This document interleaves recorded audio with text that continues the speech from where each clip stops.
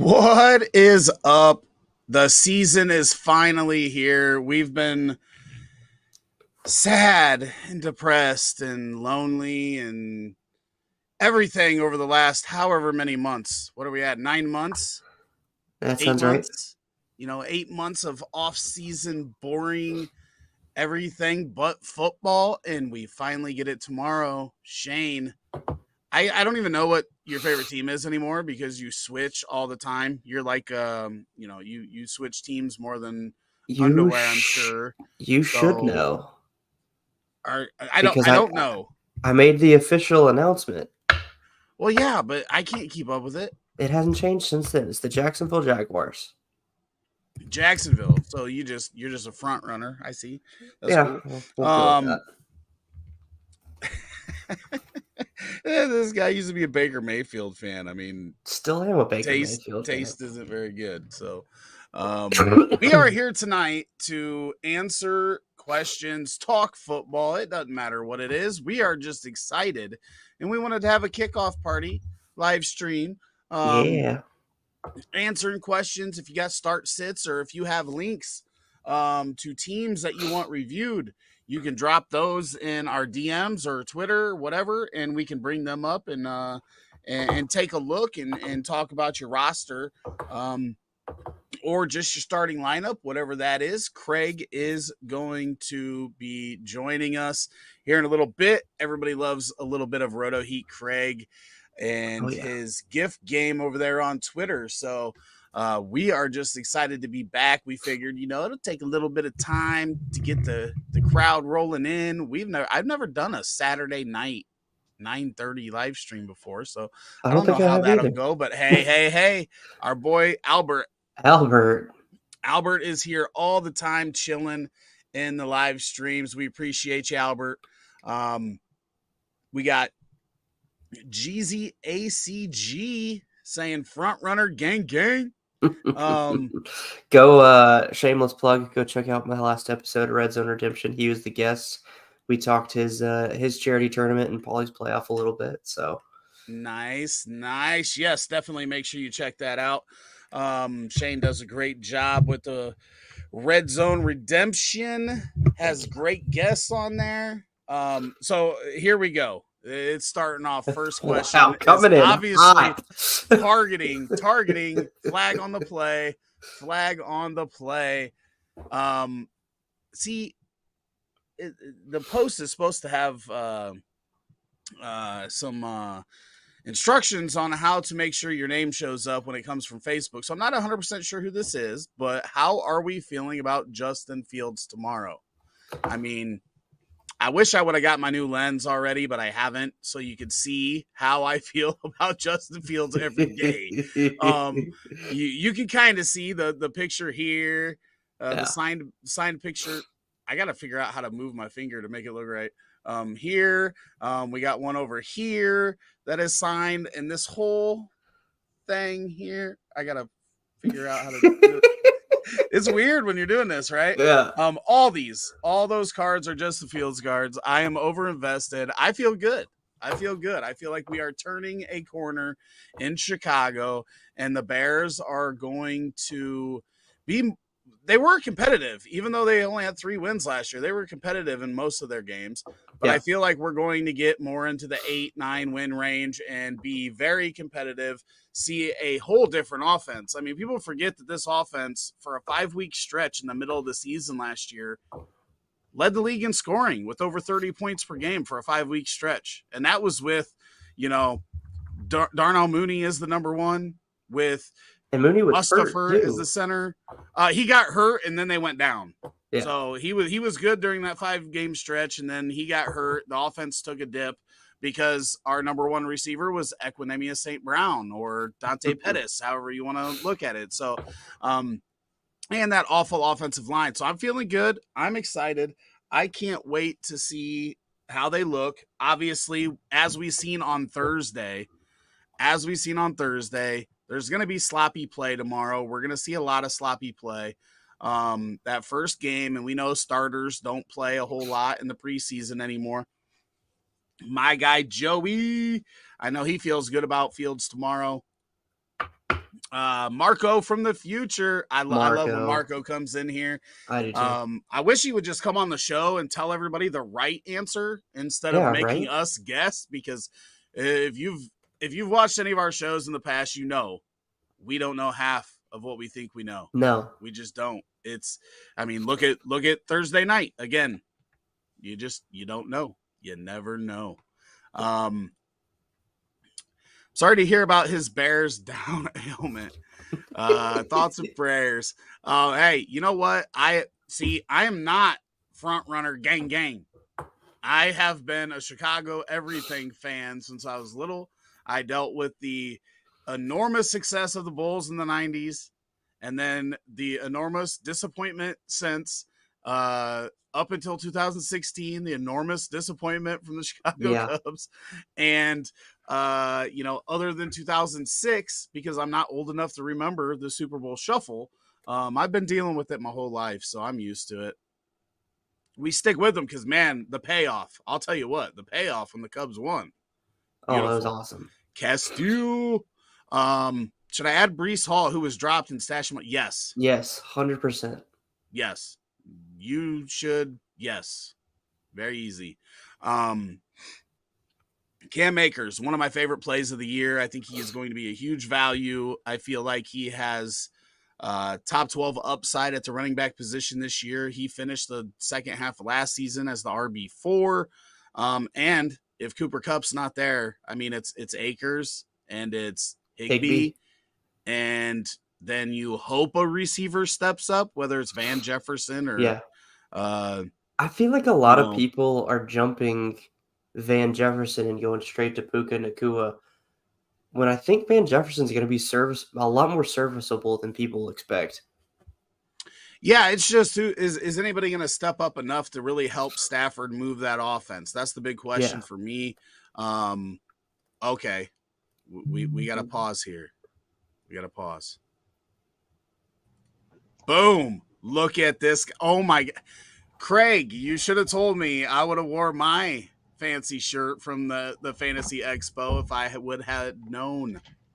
I think this has just become it's just become my go-to streaming shirt lately. So it is beautiful. I can tell you guys that this does not do it justice. You got to see this thing in person. It is completely. I mean, Kraig, if he would have been a single man, would have been just slaying, even though there were only like 4 or 5 chicks there. Kraig, how you doing tonight? I am very tired, but I don't get many opportunities to actually talk football with people. It's always online and chatting, which isn't nearly as fun. So taking the chance when I can get it.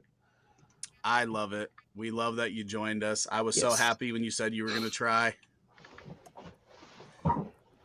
Oh, yes. Zero Redemption said beat Green Bay, and I'm on board with that. Marco says being a Chicago sports fan can be a very painful experience. Luckily, I have thick skin. Oh no, the next one I don't even want to show. My Cubbies are on a downturn. Lost 3 in a row. Milwaukee's playing good right now, so they're extending the lead a little bit in the division. But we're still in the wild card race, though, right? Yeah, we still hold the second wild card spot, but Arizona winning 3 in a row now moved that to we only have a 1-game lead for the number 2 spot. Real tough, hurts bad. What do you think of this trade offer? This is Marco from the future. Kyler, Debo, Miles Sanders for Justin Fields and a 2024 second rounder, first year of a dynasty league. I'm assuming, Marco, this is super flex or we're getting a little crazy here. I think I would take the package of Kyler, Debo, and Miles, but it's really close. Kraig, what are you thinking? I'm taking the Justin Fields side myself. Debo doesn't excite me nearly as much with Christian McCaffrey there and not really going to be using him in that rushing role where he had that huge season, which is really the outlier if you look at his fantasy seasons. Yeah. And The second rounders probably sort of balance it out with Miles Sanders. I would take Justin Fields over Kyler at this point. I mean, who knows where Kyler's going to end up, if he's going to be there in Arizona. They're going through a weird rebuild, and it's weird to say, but I have more faith in the Bears and their front office than I do the Cardinals. And Justin Fields has shown a lot, and he's a younger quarterback. So, yeah, I mean, I could honestly see going either way. Personally, I would like a younger running back in this deal if I was going to make it, especially, knowing what we know that Kyler may be out for the entire year. They may hold him out. So, can I interrupt on that real fast? Everyone in the fantasy space keeps saying that. Financially, it makes absolutely zero sense for the Cardinals to hold him out the entire year, even if they're tanking. Like, if they're tanking for Caleb Williams, they're going to have to figure out a way to move Kyler's $80 million cap hit on the contract. And, I joke that the cap's not real, but when it comes to that sizable of a number, it's going to be very hard for them to move him. So I don't see him not playing the entire year. Well, I think the counter to that is it is a bigger deal to Arizona if he gets hurt. If he gets hurt and now teams have really big questions about him, if they let him get healthy, somebody's going to take a shot on Kyler Murray and help take that contract. That's the big thing that I think they're thinking, is that if we really want to be bad and we really want to move in a different direction, then, Kyler can win games for you. And I think they know that. The NFL knows that. So the only way they could really ruin his trade stock is for him to have a major injury this year and them not be able to get somebody to take on that contract after that. Because I think somebody will. Arizona might have to, work something. They're going to have to eat a lot of it, I think. And eat some. I don't think they're going to have to eat a lot. Look at the contract that Burrow just got. Look at what Watson got last year. The contracts are crazy. So, Kyler's getting into that realm where he's almost an AAV discount. But the quarterback contracts just keep going nuts. And somebody will take a shot on him if they can get the right price. And Arizona's probably not going to ask for a lot in return to get rid of that contract. Yeah. We talked about it the other day. I wouldn't be surprised if a team only had to pay a slightly more than what Dallas paid for Trey Lance, just because of that contract and being able to get that money out. And if they're only making this move if they're in line to get Drake May or Caleb Williams, right? Yeah. So at that point, they're just going to wash their hands. They're going to get the most they can, but I don't know that everybody's going to be lining up to bail them out. What do you think on that, Kraig? I think certainly some team would take a shot at him. There's a number of teams, if they don't get into that sweepstakes for those quarterbacks that you mentioned, like Tampa Bay. I mean, they're a team that arguably, if they had a top 15, top 20 quarterback this season, they'd have a real shot at winning that division and going back to the playoffs. Whereas they probably, sorry, Baker Mayfield, Truther, Shane, but they probably aren't going to be in that situation this year. So, yeah, I mean, there's plenty of teams out there that would take a shot on him. I mean, you saw Dallas, for whatever reason, take a shot on Trey Lance, whether it's a play against getting rid of Dak at some point down the road or just seeing what he has because that's what Jerry Jones does. They could move him easily just with how quarterback starved some teams are. So to finish off what I was saying, I could really see going either way. Obviously, as a Bears fan, I like getting Justin Fields everywhere, but I had him everywhere. I actually traded him in a few spots this offseason. But I just feel you got to go Justin Fields if you're playing for this year. You got to definitely go that side. And if you look at that, the other side of that, if the other team has Kyler and you have the Justin Fields side, their team's going to be worse this year. And that a high second in super flex with potential of, we might see 5-6 quarterbacks go in the first round of super flex drafts next year. I just hit our 2024 rookie rankings for this class, and the quarterback class is deep. Yeah, I seen a post 16 deep for Heisman candidates, and I think only 3 of them were not quarterbacks. Yeah. All the way down to like the Sam Hartmans at Notre Dame, and then Yeah. you've got, obviously the super studs. Superflex drafts are going to be seconds are probably going to be pretty valuable next year. Yeah. Mike Williams over Brandon Cooks. Also, what is your insight on Jordan Love? All Bears bias aside. I'll let you guys answer first. I have a feeling we're all going to be on the same point on the receivers, but we'll see. So Shane, why don't you go first? Who you playing at receiver here? Mike Williams. I think that's pretty clear, right? Kraig. Yeah, I mean, it's not a huge gap between the two of them for me, but with the new, I mean, first of all, Herbert is a better quarterback than Dak. If we're talking about a pure passer, and then with Kellen Moore and that offense is supposed to be taking more shots downfield and opening up that passing game, I think Mike Williams over that supposedly run heavy Dallas team. Yeah, I am looking at the matchup for the Chargers as well. I mean, this looks like a potential shootout with the Miami Dolphins. Tua, and Tua when he's healthy, he can shoot out, and that offense moves. So I'm going Mike Williams as well. I kind of thought we'd all be on that side of it, but yeah, I honestly don't have a real big opinion on Jordan Love. We don't know a whole lot. He's looked solid.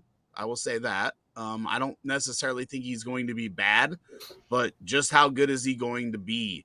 But that same thing can be said about Justin Fields when it comes to the pass game, right? Like he still has to prove himself as well. And even though I am deep and over invested, if Fields doesn't take a leap this year, then the Bears are going to be in contention for one of those quarterbacks we talked about as well. Yeah. So, and they have to be, and it'd make me very sad, but it's just the way it's got to be if you want to win some games. So, yeah, I mean, I don't hate him. I don't love him. It's leave it to Shane. But it's just it's kind of a wait and see game because just like when Rodgers was coming in, waited forever on the bench, and how's it going to be when he comes in? Who knows? It might start off rocky, just because of lack of experience. But I mean, I think he can be a solid starting quarterback. Kraig, what do you think about Jordan Love? So being in Wisconsin, I can tell you that, everything from the coaching staff, the front office, the whole team is, they're fully behind in him and believe in him and believe that he's going to be the Packers starting quarterback for quite a while here. There's a lot of delusional people that, making the joke about 3 Hall of Fame quarterbacks in a row. There's also, a smaller contingent, but they're still out there saying he's a complete bust and he never should have gotten a shot. I think it's going to be somewhere in the middle, especially when you consider the fact that his weapons right now are a lot of unknowns. They have a good running game, but in the passing game, it's a bunch of young guys and rookies, especially with, Christian Watson, who's a young guy himself, going to be out for this game. So I think expectations in this particular game have to be tempered, but I think as that unit grows together, especially if they can stay healthy this year, I think they'll have a shot to surprise a lot of people in the fantasy community who seemingly have them just written off as nothing. Yeah, we definitely saw what a subpar receiving core can do to you on Thursday night. So he'll need somebody to step up with Watson out. You have any thoughts there on Jordan Love, Shane? Yeah. I'm not the biggest fan. Now, I'm trying to give him, I guess, grace. I don't know if that's the right word, but I guess the room to actually have shown some improvement. But when he first came into the league, I was not thrilled with the pick for the Packers. His decision-making was awful. He turned the ball over a lot at Utah State. So I'm hoping that 3 years on the bench behind a Hall of Famer, he's grown out of some of that. But like you said, like the biggest thing is going to be just the unknown reps in the NFL. So I'm kind of at a wait and see, but I sold any shares that I could in the off season from a dynasty perspective, just because I was like, look, I'm going to try and capitalize on him being named the starter because I don't necessarily believe that he's going to live up to more than what I got. Yeah, it's hard to. I mean, quarterbacks are hard to evaluate for the people that get paid millions of dollars to do it. Yeah. It's one of those wait and see things. But half PPR, ETN versus Indy or Dobbins versus Houston? Kraig, who you going with on this one? Well, they both seem to be very nice choices there. Both probably in somewhat of timeshares, although I guess I'm probably taking ETN over Dobbins. I mean, I like them both, and I kind of like Dobbins more long term than I like ETN. But in this situation, Lamar is going to be running a lot. It's going to be a bad team.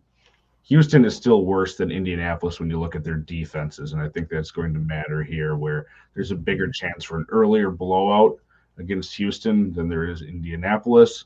So I would think, situation like that, especially with Dobbins running into injury stuff this offseason, they might pull him sooner and give it up to Justice Hill or Gus Edwards or whomever if they don't need to have him out there on the field, where I think Indianapolis with that defense can probably keep it closer longer against the Colts. Shane, what are your thoughts there? If he's not frozen, I believe he's frozen. He looks frozen. Look at that. You asked a hard question, Joe, and Shane frozen his tracks. This one's tough for me. I'm actually working on a video. It's going to come out later than I wanted it to. But talking about how I think Tank Bigsby is going to be a bigger pain in the side of ETN this year than people expect. And the problem with that is as we've seen with Gibbs, who clearly looked better than Montgomery Thursday night, they start slow. Rookie running backs start slow, right? So I'm going ETN here as well. I think it's very, very close. I think it's a good question. Hopefully we're not facing each other, Joe. Hopefully that's not in the PMFFL. If it is, just pick the wrong one, please. Shane, who you going with? I'm going ETN. We'll call it homerism, but I agree with Kraig. I like both of these, especially with the matchups. If there's any chance that you can play Dobbins as a flex, then I would. But I'll go ETN if I'm just picking between the two. Yeah, I'm assuming this is a league that we're in together where you can only start 2 running backs. We don't have a flex in that one. It's a league that started in 1991, so they've got some older than I am. Older ancient rules and lineup setting stuff here. So Lil Thick says 10-team PPR: Deshaun, Gibbs, Jacobs, CD, AJ, Debo, Pitts, Niners, Justin Tucker, Brees, Tua, Michael Thomas. What trade should I make? That's a loaded question there, Lil Thick. Question. How many do you start? So I'm trying to, okay, 1, 2, 3, 4, 5, 6, 7. Defense, kicker, 8, 9, 10. So I'm assuming all those are your starters. I mean, this one's hard for me because I don't play a lot of 10 teams. So obviously you're a little more loaded in that set. I guess I would be looking to upgrade Debo in this lineup, but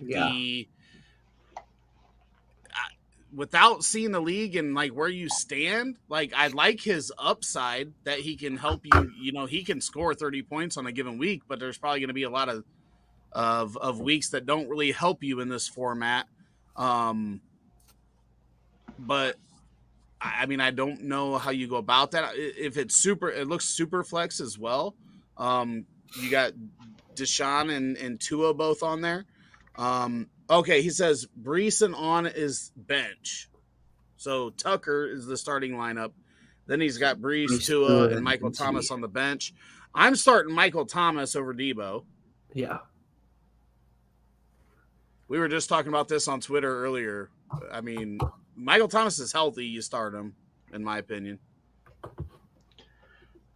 If this is Dynasty, this really doesn't apply. But if this is redraft, and I know this is sacrilege to a lot of people in the fantasy community still, I'd look at maybe trying to, like, if you're making a trade, find someone who's hits or try to package to upgrade to one of those. I know they're all injured, which really won't help you this week, it seems. But like one of those higher up tight ends. It's redraft. It's redraft. So, yeah, I mean, I love Kyle Pitts for Dynasty, and I think, if he was in a system that utilized him more, he'd be amazing. But clearly, it doesn't seem like Arthur Smith is really big on it, even from the comments coming from him recently. He might be the third or fourth target on that team if you believe the coach speak coming out of here. So I'm hopeful for him, but it's tempered, and I'd be looking to upgrade him. And your comment, should I try to get a better quarterback? I like Tua more than I like Deshaun. Personally, and I think too is you put him in as your starter. Deshaun's a fine backup if you look at it that way. It just depends on how much you believe in Tua's health, and I know some people don't. Well, in either way, I think if you're the other way, if you like Deshaun more than Tua is a fine backup too. So I'm fine with that. Yeah, I would be, just to piggyback off the quarterback, I would be fine using one of those in a trade to upgrade one of the other spots if somebody else wants a quarterback. You don't need Deshaun and Tua. What's going to happen if Deshaun bounces back weekly, you're going to be going, what the hell do I do? Who do I start? And it's going to be a pain in your ass. I would trade one of them and then pick up a streamer for bye week. That's what I would do in that situation. Sorry, Shane. No, I was going to say from a trade standpoint, I think I would try and package like Debo Pitts, Debo and MT, and upgrade that Debo slot as well. Oh, bold take over on Facebook. Kyler will be a Niner. It's kind of funny. My bold take was in the same division, but Rams are probably going to be looking for a quarterback, and we know they'll say F those picks and make moves. And they got a lot of money coming off the books as well. Have you seen all that stuff? So the conspiracy theory with Caleb Williams and the Rams owner? Oh, where he won't come out unless the Rams are in position to draft him? Or no, there's a conspiracy theory that because one of the Rams owners has access to the Waltons' money, so they're going to pay him an NIL deal to stay in school one more year to not go to the Cardinals. I love conspiracies. We can go down a wormhole here. Craig, what are you thinking here? So I find that interesting, and I really hadn't put two and two together, and I'm trying to look it up here because like I said, I'm tired, and I read this not that long ago. I think it's said like the 49ers currently have like $41 million or something in cap space with the restructure of Eric Armstead and the way that Nick Bosa contract was laid out. So they have a ton of cap space right now. And of course, Kyler's not really probably going to help them this year. Would the Cardinals even trade it within the division? There's all sorts of different things in there. But if Shanahan thought that he was a guy that could run that system the way he wanted, clearly, I think most people would say Kyler long-term, from what we've seen of the two of them, is an upgrade over Brock Purdy because we haven't seen Brock Purdy do it over a full year. And he was seventh round pick for a reason, last pick in the draft versus the first pick in the draft. There's all sorts of ways that you can look at it, but that is an interesting one I hadn't thought of. And with that cap space, they got to be doing something there in San Francisco, or wanting to do something. Otherwise, I don't know what the point of opening up all that cap space was. That's very true. Very true. Marco says that trade, that Justin Fields trade, he has Justin Fields and declined the trade. That's what I would have done. I'm good with that. And then I punted on Kyler during the offseason, traded him away. Amari Cooper, Elijah Moore for J. Love Pickens, A. Shane, and a mid-24 second. I like it if you're rebuilding. I'm big on Amari Cooper this year. I think Deshaun Watson does improve, maybe not to Houston days level, but Amari Cooper is going to get targeted a ton. And I think he's going to have a big year, barring health. What are your thoughts here, Shane? Before you bash him. I'm not going to bash him. It's cheesy. Okay. I was just making sure. I saw it. No, I won't bash him. I like the trade. Kind of like you said, if you're rebuilding, then Love Pickens, A-Chain, and a mid-24 second are a really good package to kickstart a rebuild or kind of help supplement a rebuild in the middle of it. I think A-Chain has the potential. I mean, they basically in Miami drafted a clone of a clone of a clone. Like they have three of the same exact running back in Miami. And So I think A-Chain is the best out of those three. So once he gets through his rookie woes, he'll be a starting running back in the NFL. Pickens is uber athletic and talented as a wide receiver. Can't separate unless he pushes off, but that's another story for another day. But the talent's there, and he's got a connection with Pickett. So I like him, and I'm a bit lower on Cooper just because when Deshaun came back from the suspension last year, he killed Amari Cooper's value. Jacoby Brissett had Cooper as a wide receiver 1, and Watson shot that in the face. So I like it. Kraig, what are you thinking here? Yeah, he says he is rebuilding, and I'm, fine with that sort of trade. And Jordan Love's a perfectly fine pick. We discussed him a bit, but worth a shot to see if he pans out. And if he doesn't, he helps you probably get a better draft pick, and maybe get one of these better quarterbacks in a mid-second. Rick already talked about those in Superflex, but you throw an IDP on top of it, there's even more value there. Oh wow, yeah, I didn't even notice that. Yes, sir. Favorite sleeper, Marco says, is Ivan Pace for week 1. I like him if he's starting. The last news is that he isn't going to start, that they are going with Hicks and not Kendricks. Who's the other one? Asamoah, the second-year guy. And if those two are starting and Pace is in a backup role and he's not getting those snaps, if he's not even getting 60, 70% of the snaps, I think he's going to have a hard time becoming a sleeper. But I do like him as a sleeper long-term, and there was some interesting chatter about him being a starter at some point this year. 1 second here.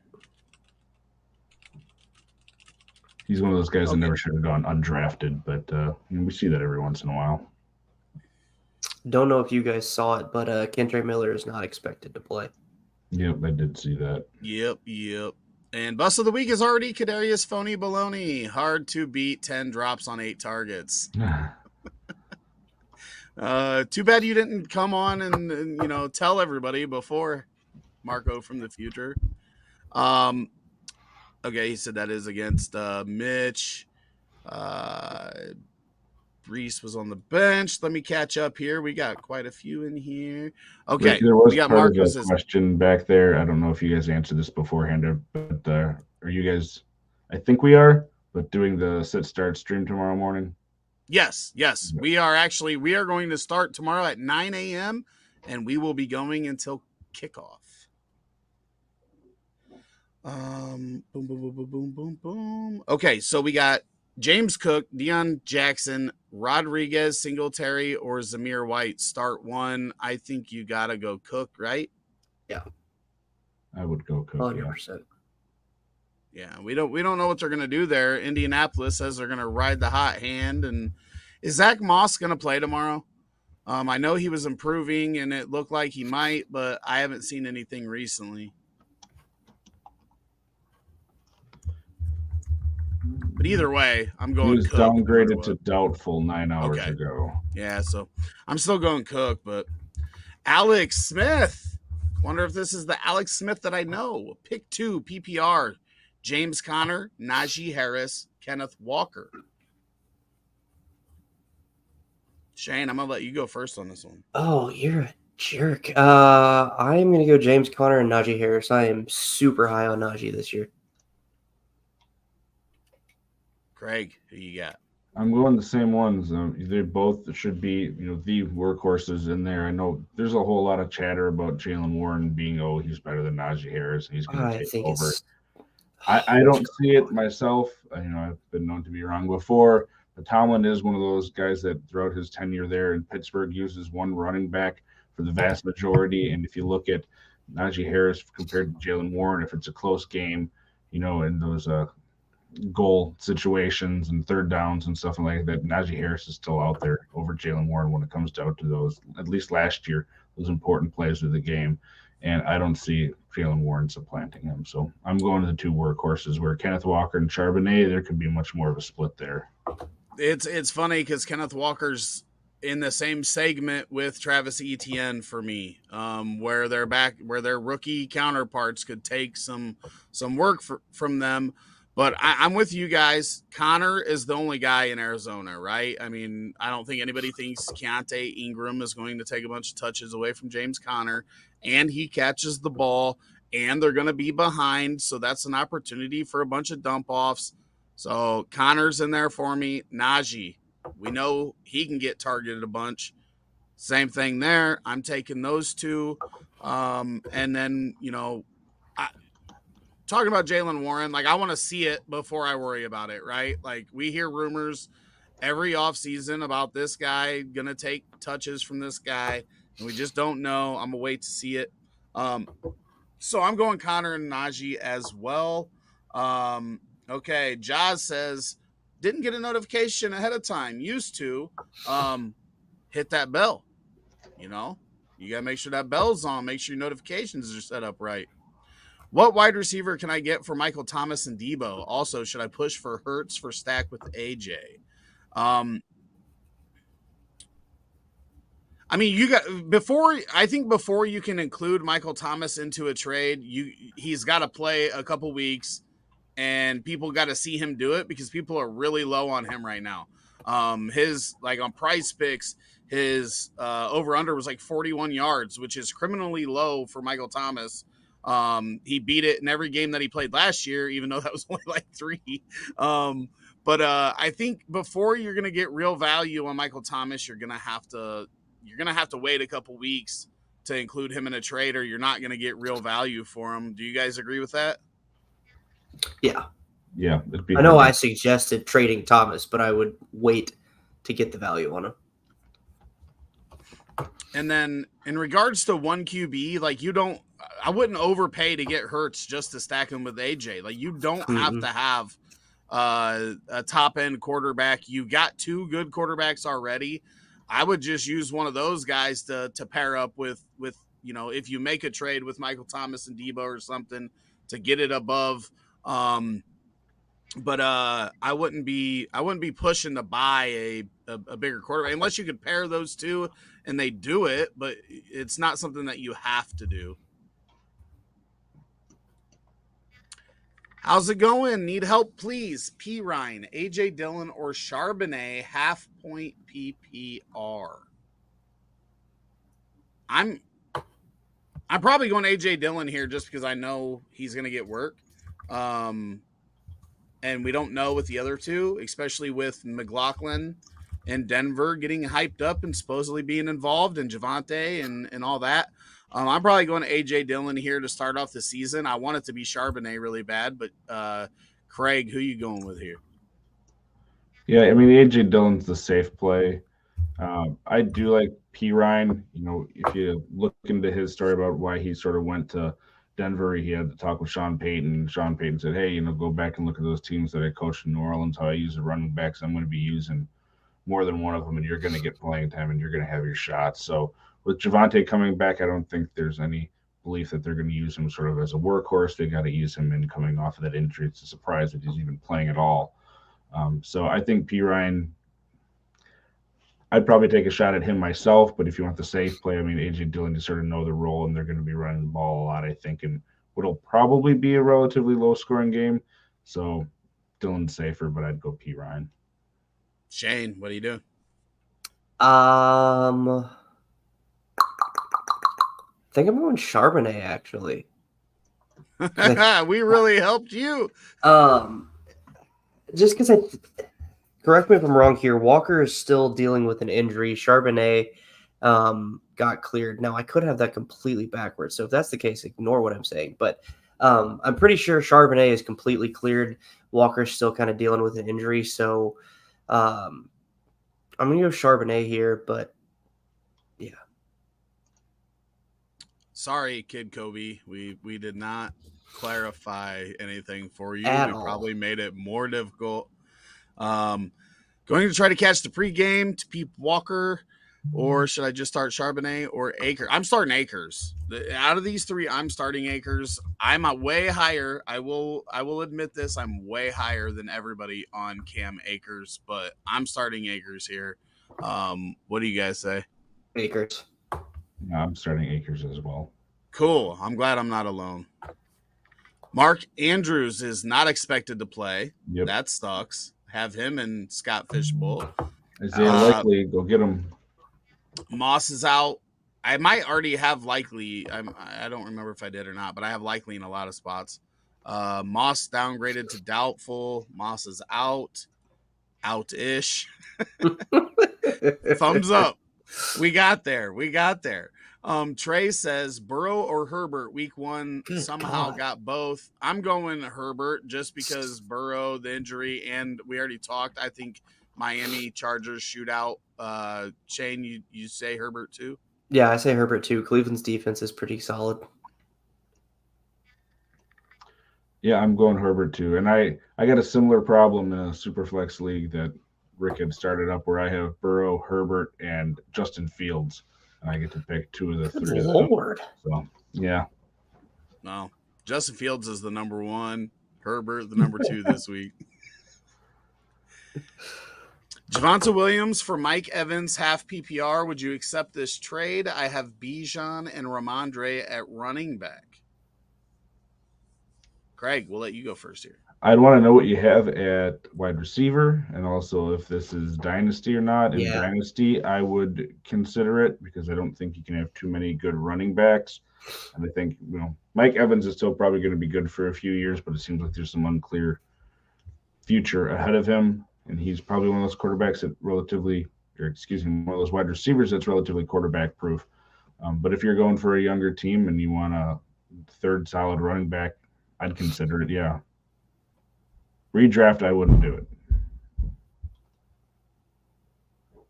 Shane? I think I'm doing it either way. I really like Javonte Williams, especially as my RB3. So I'm doing it either way, dynasty or redraft. So you mean you're not doing it because I think he's trading away Javonte for then Mike no, Evans. Then I would not do it. Sorry. Yeah, I'm keeping Javonte as well. Mike Evans for me, like obviously he gets to that 1,000-yard mark every season, but he's typically still a week-to-week like volatile wide receiver. I mean, we've seen a week where he had 3 catches for 3 yards for 3 touchdowns a couple of years ago with Tom Brady, and now we've got Baker in the fold, and I'm not the Baker believer.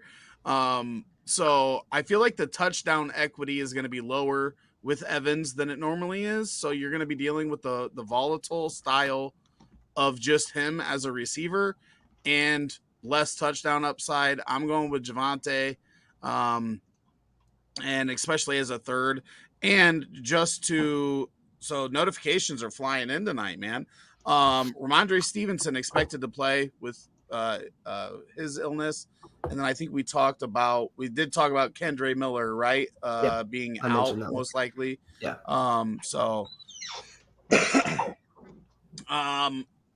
Is Mark Andrews going to play? That is doubtful at this point. Week 1 bust this. Jamal Williams. I love Jamal Williams. This week. Yeah. I agree. Yeah, they with Kendre, especially with Kendre out, absolutely. With Kendre and Kamara suspended, Williams is going to get a lot of work. And Kraig, you can speak to this more, but I don't expect Tennessee to be like great against the run. I think they're going to be a lot better than they were. I mean, Jeffrey Simmons, it's the start of the year. He's healthy. They improved the defensive line a bit. Still, the defense as a whole has a lot of question marks, and he's the only guy there. We've seen him catch the ball out of the backfield. He loves to get those close touchdowns. If they get close to the goal line, he's going to get fed there. And to your point, they don't have a whole lot behind him. They have, I think it was Tony Jones Jr., and I don't even remember the other name behind when they brought Tony Jones back. So he's sort of the running back, and he's going to be out there, and I expect him to have a really nice week. Okay. Flex, should I play Tyler Lockett, Miles Sanders, or Michael Thomas? Week 1, 1 in the flex. I'm going Tyler Lockett. Like, I know I talked about Michael Thomas earlier, but Lockett just keeps producing, and everybody always low on him. Where are you going, Shane? I'm going Miles Sanders, actually. Atlanta's not the greatest on defense, especially against the run, or at least they were last year. And so I'm taking Sanders here.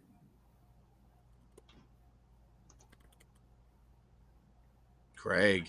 I'm going Lockett. I had to look at the matchups because I don't have those memorized. That Los Angeles Rams secondary is atrocious. I mean, they went and they got John Johnson, the third back, off of the waiver wire, essentially out there, just been sitting around. No one's been wanting him after being cut by Cleveland.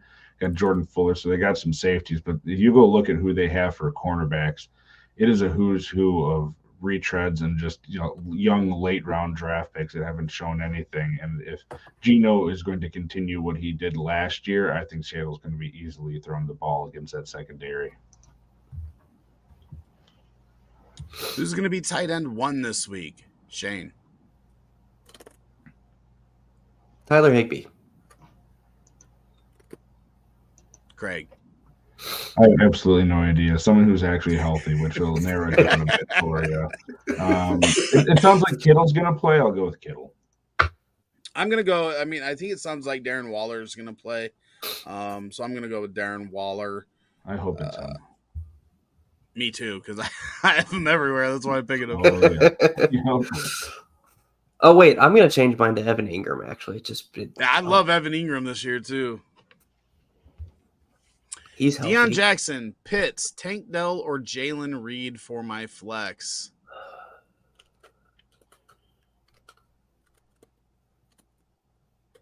You're in a deep one here, Marco, huh?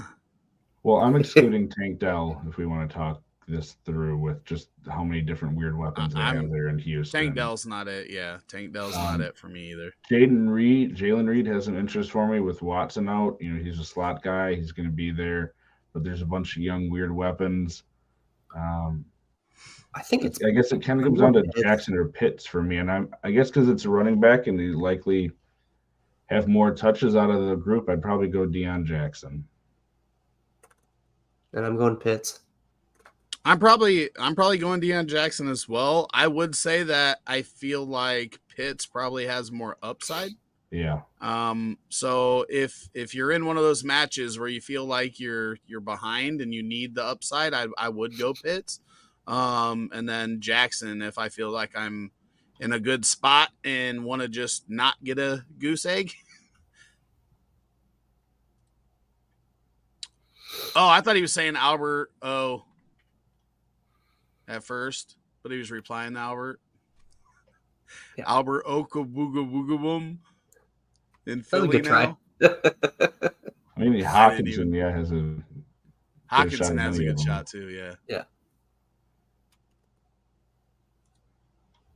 Shane putting his in here. Who do I pick at tight end with Mark Andrews being ruled unlikely to play? Juwan Johnson, Hurst, or Dulcich? This is easily Juwan Johnson for me. I'm going Hurst with the banged up guys that they have there. Hurst has shown a lot when he's actually been a focus and a young quarterback thrown to his tight end. I like Hurst a lot this week, and I've picked him up in a few places where he's available and I need help. All right. Other options are Ferguson, Irv Smith, Conklin. Is likely. Would you go Isaiah Likely? Isaiah Likely. I would play Isaiah Likely out of all these guys if you had him. Yeah. I can get him. All right. I would play Likely. I do want to say Dulcich, this is a big question mark for me this year because we've been hearing, Troutman ahead of him in camp some. Obviously, Troutman was a guy that Sean Payton picked in New Orleans. Who is the guy there? Are they both going to play a bunch, or are we running into a third hyped Bronco tight end in a row that kind of disappoints in fantasy football? What do you think, Kraig? I think it's really difficult to make heads or tails of what Sean Payton's actually doing with that offense until we see it. And then you also have to trust Russell Wilson, which I know everyone seems in the fantasy community is going back on the Russell Wilson, always got Sean Payton there. I just saw so much that I didn't like from him last year. He's another year older. Everything's still coming out as how much of a weirdo he is. And I'm a weirdo too. But when you're trying to be the leader of an NFL team, it's a different thing. And some people can make it work. He made it work for a while in Seattle. I want to see him actually do it in Denver before I'm putting trust in him and to be putting, using your probably third weapon or fourth weapon in the passing game. But I kind of feel the same way about Juwan Johnson, where I like the receivers that they have there. I like Jamal Williams. And what are they doing at tight end? They brought in – did Jimmy Graham make the team? I know they have no idea. I don't know, because he had that health scare where he got arrested, and because he I don't know. Taysom Hill is still there to haunt your dreams too, and ruin your fantasy weekend. So that is true. Taysom Hill, the touchdown siphon. Before you get to this next question, Rick, for those of you following college football, Texas is up by 10 on Alabama. Oh, shoot. So Quinn Ewers actually figured it out here in the second half and is putting up some big plays. Texas is back. For one game, maybe. Hey, man. I mean, we're talking about a, ex number one quarterback recruit there. If he puts it together, that Texas team can go places. Xavier Worthy has been balling out tonight, too. Adonai Mitchell has, too. Yeah. He's got, I think, 2 touchdown receptions. If you do a deeper dive, you need to know who that is. They're putting together a game there in Texas. Well, it's in Alabama. But. Someone in my Dynasty League dropped Chin, and I'm not sure if I should pick him up. Already got Brisker, Duggar, and Holland. Kraig, obviously, you're the expert. This secondary looks like mine in my one. That league that we were talking about with Joey, I have Brisker, Duggar, and Chargers. Derwin James. James, yeah, Derwin James are my top three guys. But what are you doing here? You finding a spot for Chin? I would try to find a spot for him, but I don't know that I would drop any of these 3 guys. No. The thing about safeties is there's a lot of inconsistency year to year on who's great. We saw that with Jeremy Chin, where his first year he was amazing. His past couple of years have dropped off. And he hasn't been used a whole lot in the preseason, which can scare you in some degree because, he's a starter. He wasn't even out there with the starters. What's he going to be doing? But he's a guy that can be used all over the field as a safety. He's played both safety spots. He's played nickel back for him in the slot, and he's played up as a linebacker. It's just a matter of how much usage is he going to get. Even if he's not a starter, if he's out there for 80 to 90% of the snaps, you can live with it with how he's used. But Brisker's got a clear starting role. I like him, and he actually played better last year if you go back and look when he had Roquan Smith in front of him than when he had the nobodies in front of him, like the Jack Sanborns and Nicholas Morrows and that. So, he's shown himself to be productive with good linebackers like they have now in Edmonds and Edwards. Kyle Duggar sort of the same thing with Chin, where he gets used all over the place, closer to the line of scrimmage. Holland's the one that if Jalen Ramsey was healthy, I wouldn't have as much interest in. But with Ramsey hurt, they're going to have Holland on the field and be using him sort of in that same sort of role that he did last year. And they were kind of talking about using Ramsey, using him all over the field. Holland has played both safety positions. He's played cornerback, and they're going to need that now with Ramsey out. So I'd try to find room for him, but he'd probably be your third or fourth safety, and then you got to figure out, do you have room to hold 4 safeties?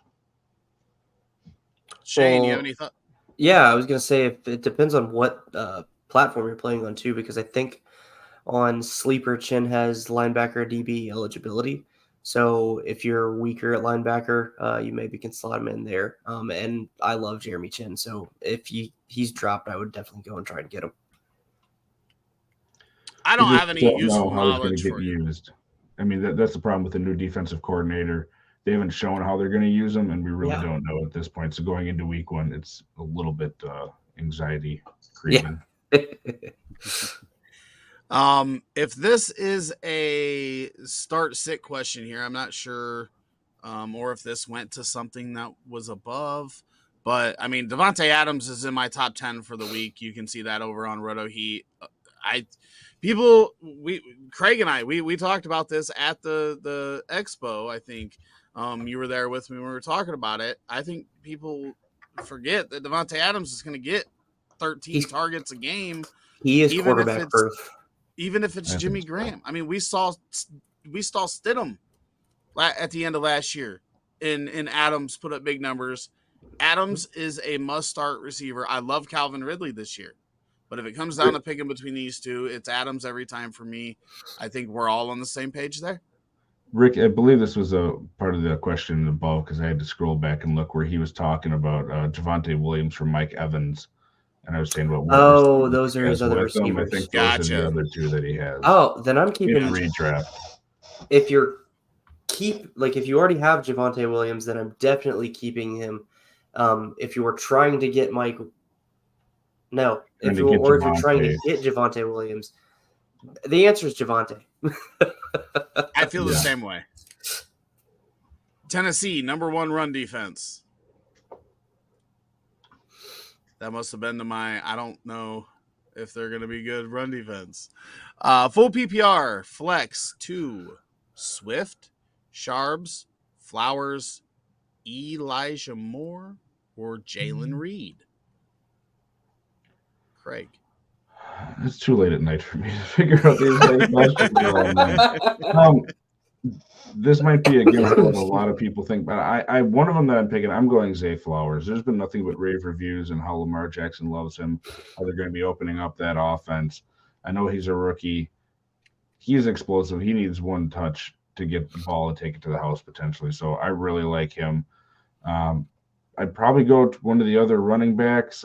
I guess probably Charbonnet and Flowers are the two that I would go with here. Swift is interesting to me. I've had DeAndre Swift in a lot of places. That's just a mess to trust any of the running backs in that Philadelphia situation with Hurts sort of as their running back one. So give me Flowers and Charbonnet. I'm going Swift and Flowers. I think that's where I'm going. I just remember, again, I'm making this video, and for the first 4 weeks last year, Kenneth Walker only had 24 carries while Rashad Penny was healthy. And then, obviously, Rashad Penny got hurt, and then he jumped from, 24 carries in the first 4 weeks to, 20 per game for the rest of the year. But I just don't know how much these rookie running backs are going to get used. Obviously, again, Gibbs looked clearly better every touch than Montgomery and got 9 touches the other night. Half of what Montgomery got. So I'm going to go with Swift and Flowers. I don't love going Swift. I've never been real big on Swift, but I got to see Elijah Moore do something. And then Jalen Reed, I don't know what they're going to do. That's the other one I was considering. I just don't know what they're going to do. And again, rookie, the Bears secondary should be pretty solid. So I'm going to go with the carries. I do like Flowers a lot though, and they are raving about him. He's probably going to lead that team in targets, at least from the wide receiver group. Obviously Mark Andrews, depending on how many weeks he misses. But that's where I'm going as well. He said, yes, this league is pretty deep, but actually not deep enough, in my opinion.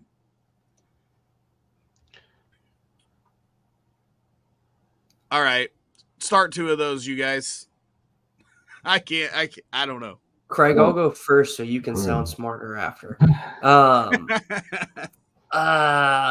My initial thought when I saw it kind of scrolling through was Werner and Kobe, but I'm going to go Wilson and Werner, actually. I need to go back to checking my matchups here quick. Werner is in New Orleans, right? Yeah. They play Tennessee. Wilson plays Cleveland. I have no idea where Levante David is, but Nakobe. Who do the Eagles play? Levante David's on the Tampa Bay, and Tampa Bay is playing Minnesota. And Philadelphia is playing New England. So Nakobe is the one that I'm clearly picking. I mean, they're giving him the reins of that linebacking group that we saw last year. Be productive, crazy productive for TJ Edwards, and they still have an amazing, arguably, possibly even better defensive line in front of him this year. And then it comes down to Levante David and Logan Wilson. And all 3 of those guys, really, I mean, if you want to include Werner, they have someone else there they're competing with. Pete Werner has Demario Davis, who's just been a stalwart between the Saints now, and then I think it was the Jets and the Browns for years before him. Levante David's got Devin White, and then Logan Wilson is Jermaine Pratt. Boy, give me Logan Wilson slightly over Levante David for that second. Okay. I'll switch mine and agree with you and go Wilson and Nakobe. I don't know that helps him if you're just switching to agree with me, but no, because I had forgotten that Nakobe or that they had kind of gotten rid of TJ Edwards, and had kind of given the reins to Nakobe. So I'll go Nakobe. Yeah, I mean, the second linebacker right now for the Eagles is looking like it's going to be Zach Cunningham, who's been he's been around the league, Houston and Tennessee last year. I mean, he's productive for fantasy managers, but he's just does not play well, and especially in terms of coverage, things like that. So yeah, it's kind of like they're just filling in a veteran there. Well, so Kraig, let me ask you this question from an IDP standpoint, because what we typically see is fantasy managers will try and grab pieces of good offenses, like the Chiefs, the Bills, Bengals, things like that. Even when it gets into the deeper realms, do you take that into consideration on the IDP side as well? Yeah, I mean, if your offense is going to be terrible, your defense is going to be on the field. Sorry, I meant if the defense is good, like the Eagles is going to be, do you try and grab more players from that defense? I guess it depends on the position. If you have a situation where, like the Bears say, where they brought in Edmonds and they brought in Edwards, they're going to probably eat into each other's ceiling a little bit, and you have to factor that in. I think both are fine to have and start, even in the leagues where you're just starting two linebackers, but those ceilings are going to be capped if it was probably just, them and a lesser linebacker. And that's sort of the situation, in my opinion, that Philadelphia has, which is why I'm really high on them actually starting Nakobe Dean. A lot of talk of him being a first-round pick. That made me so mad that he slipped to them because of injuries. And, the rich get richer in Philadelphia. And, of course, I hate it as a Cowboys fan. But for fantasy, it's good. And it depends on where your good players are on a defense. If they're all in the secondary and, they have a whole bunch of just no names ahead of them, I probably don't want as many pieces of that. And it's the same sort of thing. You can have a really good defense with three players or so that really stand out. The Steelers for a few years ago had really good defenses overall, but they didn't have a ton of guys that you were interested in. They had TJ Watt, they had Cameron Hayward, and Minkah Fitzpatrick as guys that in your standard size leagues that you probably cared to start. Yeah, if you have a front that's terrible at stopping the run, then that helps your linebackers get tackles, right? We saw it last year with Jack Sanborn when he did fill in. He got a ton of tackles because the Bears' front was terrible. So, that opens it up for the linebackers to get more opportunities there. And we saw it even at a higher degree last year with Houston. They had a terrible defensive line. They had linebackers that weren't great. And their two starting safeties led all defensive backs in tackles, Jalen Petrie and Jonathan Owens. Is that going to repeat this year? I mean, probably not. They have a new defensive coordinator. They have new pieces in front of them for somewhat. Jalen Petrie is still going to be good. But are you expecting him to lead the league in tackles, again, from the defensive, to lead all defensive backs in tackles? I think it's highly unlikely. You just don't see players repeat like that. But he could still be really good. But that was another example there, Rick. Baby Santa says, yo, what's good, fellas? Start 2 half PPR. James Conner, James Cook, Jamal Williams, Mike Evans, Christian Kirk. Appreciate y'all. We appreciate you tuning in. Make sure you hit that like and subscribe button for us. All right, starting 2. Jamal Williams and James Conner for me. It's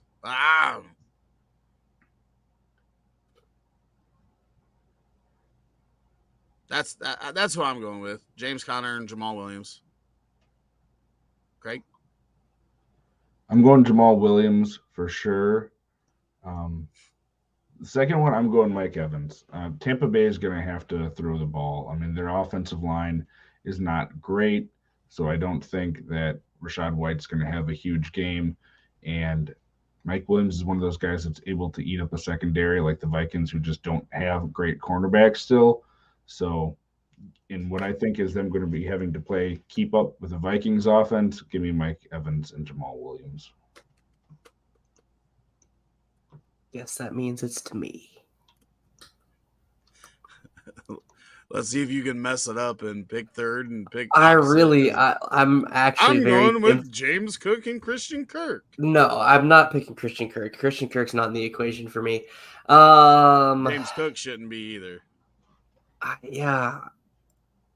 With the Bills, no. After Stephon Diggs, I want to see a game.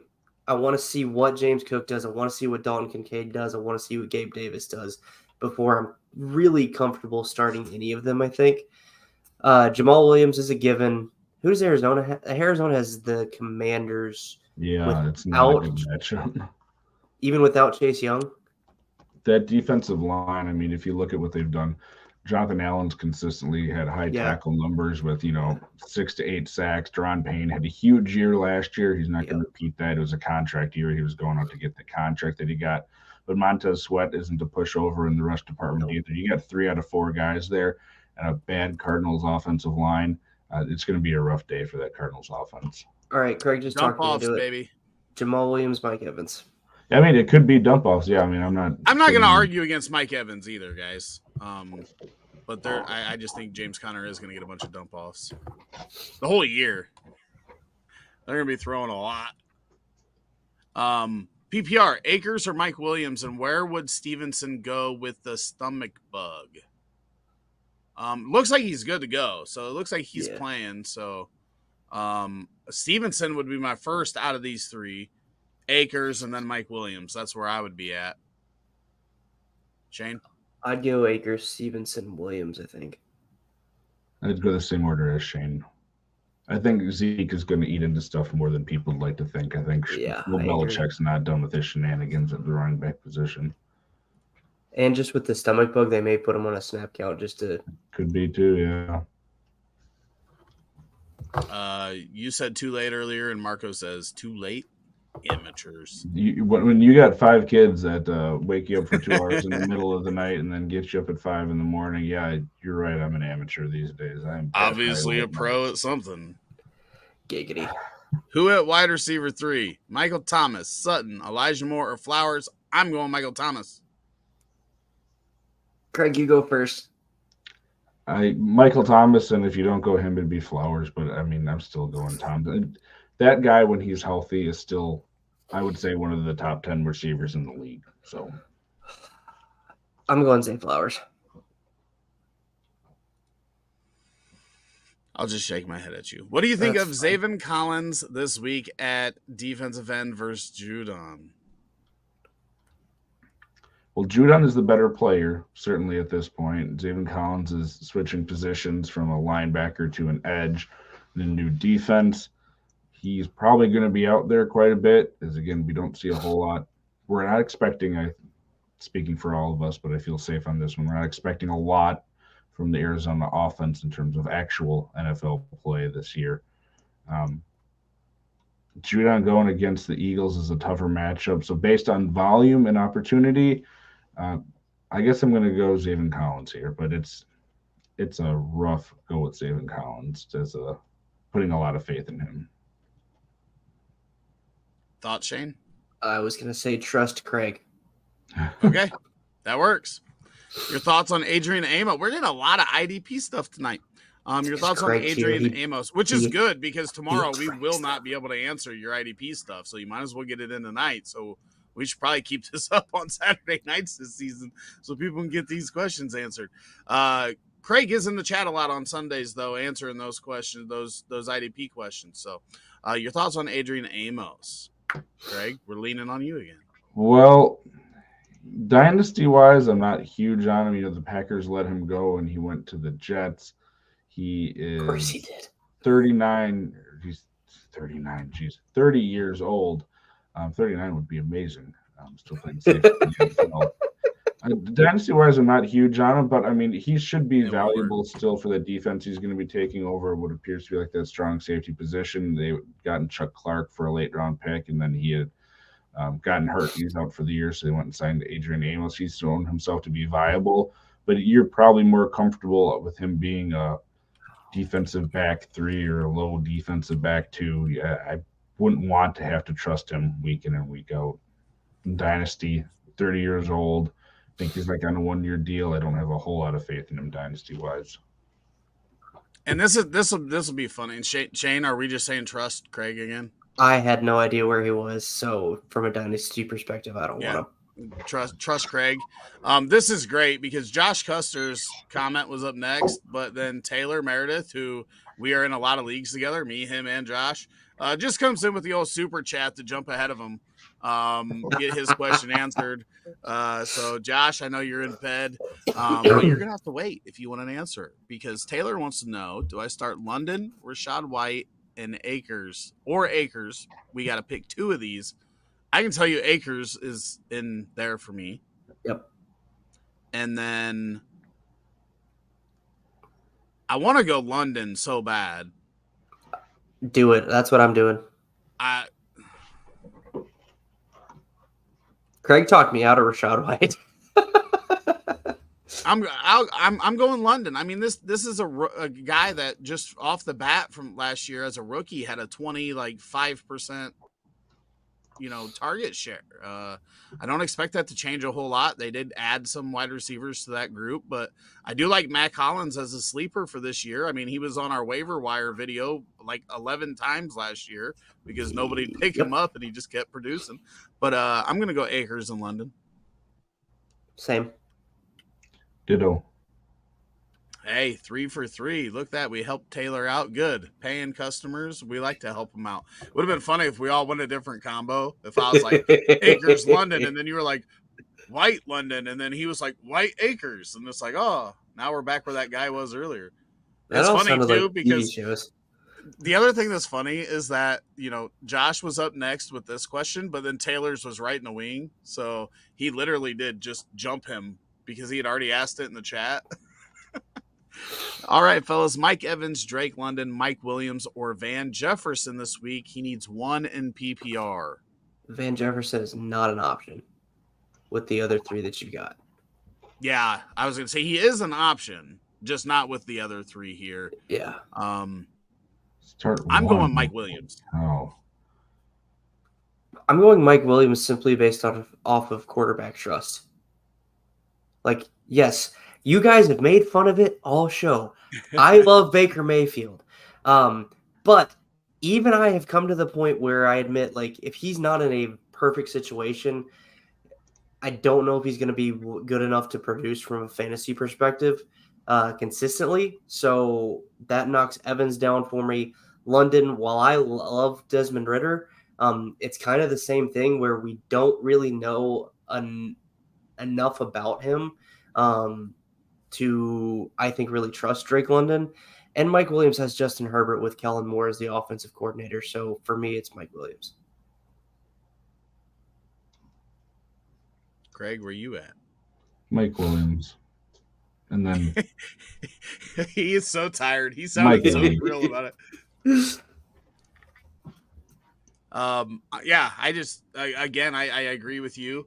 On the quarterback, but again, I still think that game shoots out. I just think there's a lot of opportunities there for scoring for the main fantasy assets in that game. Oh, hey, look, you paid to get this up there 1 spot. Thank you, Taylor. Next time, pay more. Is it even worth rostering Pats D? Their schedule is atrocious. I'm currently streaming Jags D, and I was thinking of dropping Pats D for Isaiah Likely. Yes, I would. Yeah, 100% drop the Pats D for Isaiah Likely. With you having the Jags defense in their awful division versus the Pats' extremely strong division, that's 6 games where you don't really have to think about it. Did I do that math right? Yeah. So, yeah, I'd easily do this. You can usually stream defenses pretty well unless you have what ends up being, after the first few weeks, one of the top defenses. Yeah. Yep. I agree with that. Marco says, added Sanborn right after they traded Roquan. My opponent in that week was like, how the F did you know that? Told him I got the flux capacitor. Marco from the future, baby. Fly May. I don't know how to say that. Let me know in the comments if I'm saying it right. 12 team, 1 PPR. 12 team, 1 PPR. Start Brees in the flex or Nico Collins. Shane, where are you going with that one? Brees, but I feel like it's harder than it should be. I don't like either one of them, but I'm going Nico Collins. I think they're going to, especially to start the year, lean heavily on Dalvin Cook. I mean, they gave him that money, and they don't have to put a ton of usage this year on Brees Hall. I don't see the reason in doing it. I mean, yeah, he's probably the better running back right now, but I don't think Brees Hall coming off an injury is substantially better than Dalvin Cook with Aaron Rodgers there now, too, to take heat off of him. I feel like they're going to let him get fully back before giving him a crap ton of work. Yeah.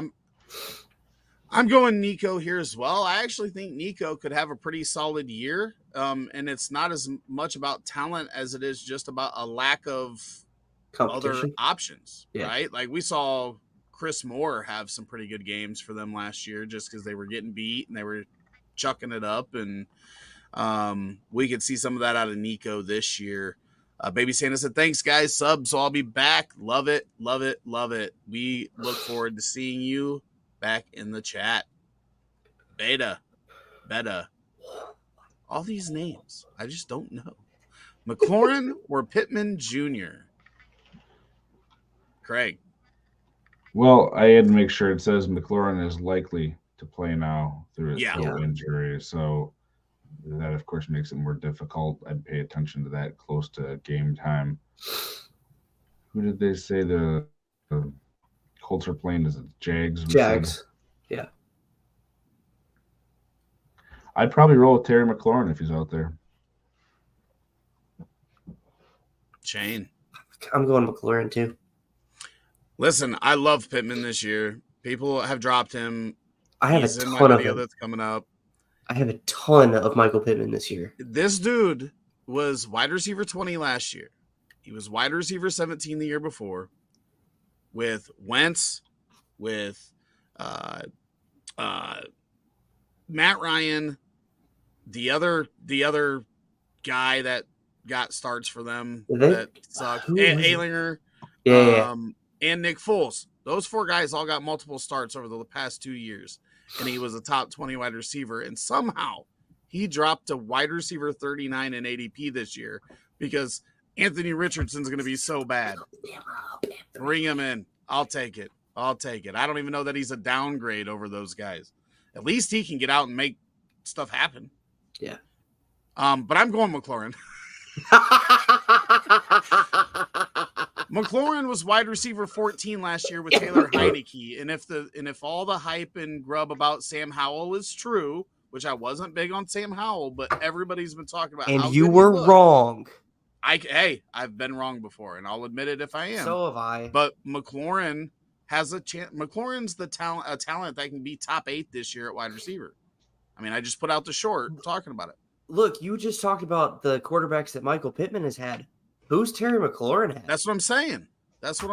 Taylor Heineke, Carson Wentz, Jacoby. No, he didn't have Jacoby. There's a common denominator between these two named Carson Wentz, right?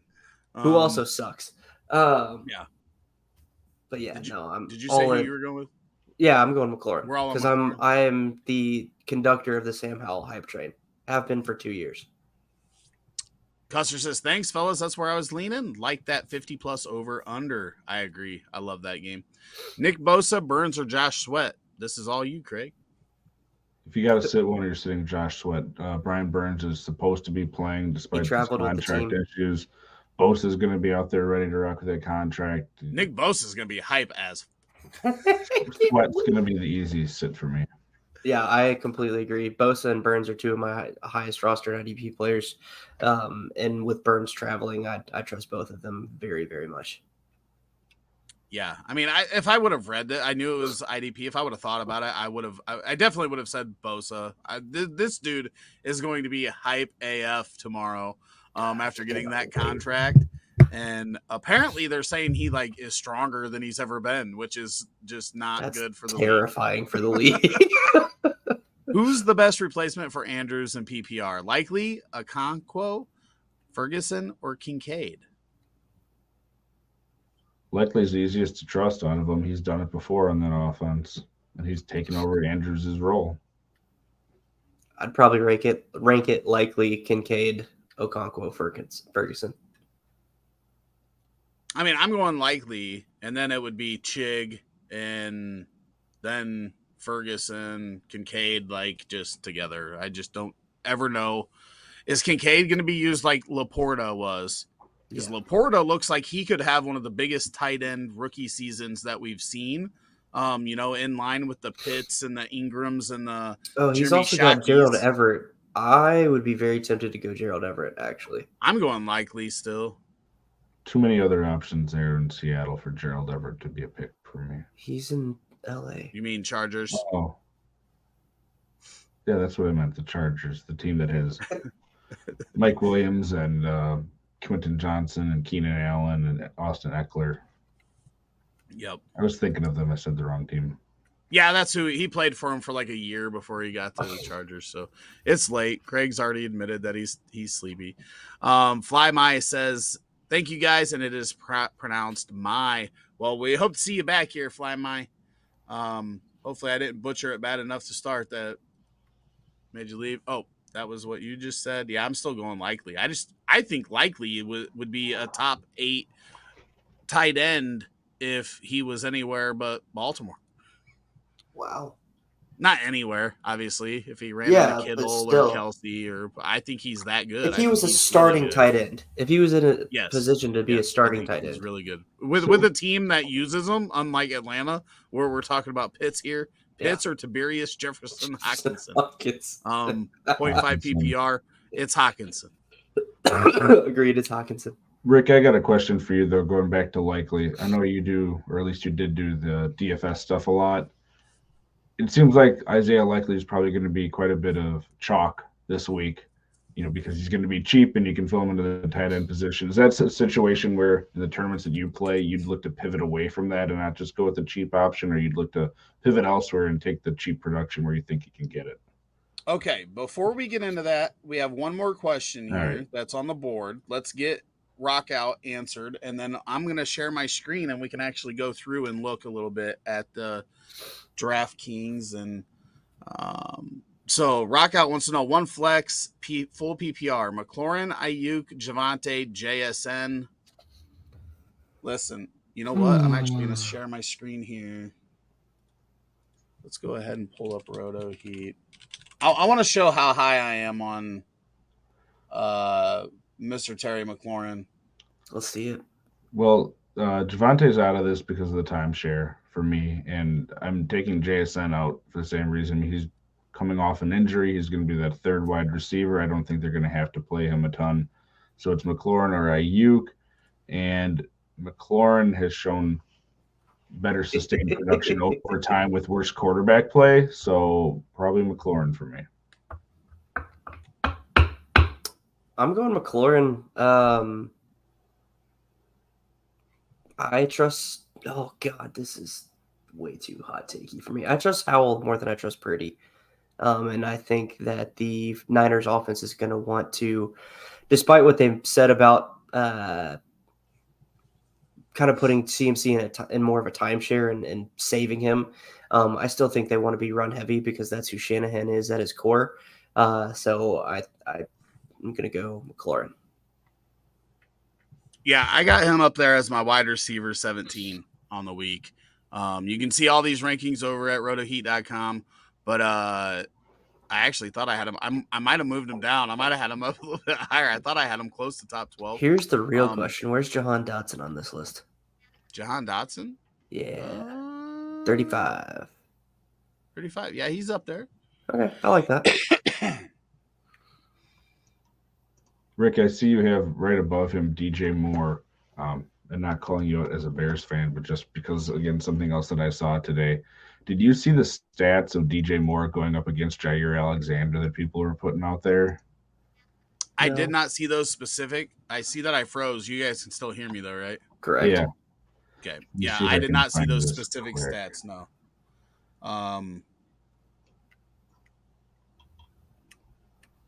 Here's my thing with DJ Moore and the difference between Carolina and Chicago, and it's not just Justin Fields, but it is the fact that he's also got Darnell Mooney and Chase Claypool, other wide receivers, 2 tight ends, even though Robert Tonyan might not play tomorrow, that can help them get mismatches where he's not always covered by Jair in these matchups. So I think that's the difference for me between them. And then him and Fields, they excel in the same part of the field. 10 to 19 yards. Fields had the highest completion percentage in the NFL last year on throws between 10 and 19 yards. DJ Moore, since 2019, has ran the second most routes between 10 and 19 yards. They're a match made in heaven. It reminds me of like when Diggs went to Buffalo, everybody said that's where wide receivers go to die. But him and Allen were just a perfect match. And it wasn't just Diggs is good, but it's just the fit was right. And I think that's what Fields and DJ Moore are. I'm super high on DJ Moore. And again, hopefully he doesn't get shut out. What quarterbacks has DJ Moore played with? I think Justin Fields might be the best one he's played with. And I'm not super high on Fields, to be honest. Sorry, Rick, but even that, Justin Fields is probably the best quarterback DJ Moore's played with. I mean, it's not that big of a stretch when you're talking about passers. Obviously, Cam Newton had some years, but not really when DJ Moore was there. But exactly. After that, it was. I mean, we just cut the guy that threw a lot of passes to him last year for an undrafted rookie quarterback out of Division II. So, PJ Walker's not it. Yeah. Did we have any more questions come in? We had a couple from John Maloli. No idea if I said that right. I apologize. Oh, okay. There we go. Prescott or Watson? I'm going Prescott until we see if Watson is improved. Yep. I'm going Prescott too. Half PPR, Debo Samuel at Pittsburgh or James Conner at Washington? Conner for me as well. Oh, you got some interesting background. I just love how in between the headphones you see the real the real one. Rockout says, yeah, thanks, guys. Ian says, just subbed from Australia. Love NFL. Have you guys seen Australian rules football? Not enough. Yeah, I've not seen, to be honest. Marco said, I look kind of constipated on that frozen screen. Hey, it freezes when it wants. I can't help it. Let's get this camera going again for a second until I change something and it breaks again. Yeah, so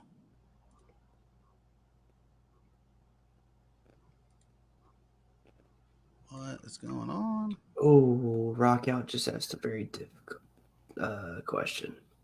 So I'm not going too ham on DraftKings at the moment because I am living it up on Prize Picks. I don't know if you guys seen my post for my picks for Prize Picks this week, but we're trying to go for that opening 5K weekend. But what was your specific question there, Kraig?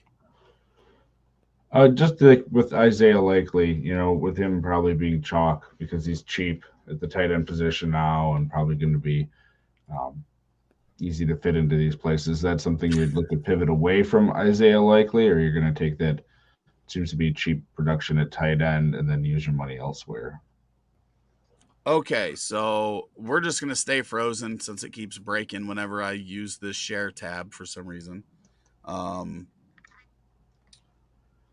Okay, so it would depend on the size of the contest for me, right? If we're playing in a, contest that's got 20,000 plus people, then I'm still going to have some of him, but it's going to be a lower share depending on how many entries. If I'm only doing a 1 entry, I'm probably not using him. I'm probably trying to find a pivot off of him just because of the high ownership. But if we get down into the 100, 200, 300 range, then, I'm back in on him because you don't have to get as contrarian, right? The more lineups that are in a DFS tournament, the more contrarian you need to be to have a unique lineup. So you don't have to get too cute if you're playing, 1,000-person entry. If you're playing 100-person, like that's what I did Thursday night on the Thursday night game. Is I just had a 100 or a 360-person tournament. I wasn't trying to really avoid and make any great picks. I was just trying to put together a solid lineup and go with it. So, do you have a specific contest that you're like looking at?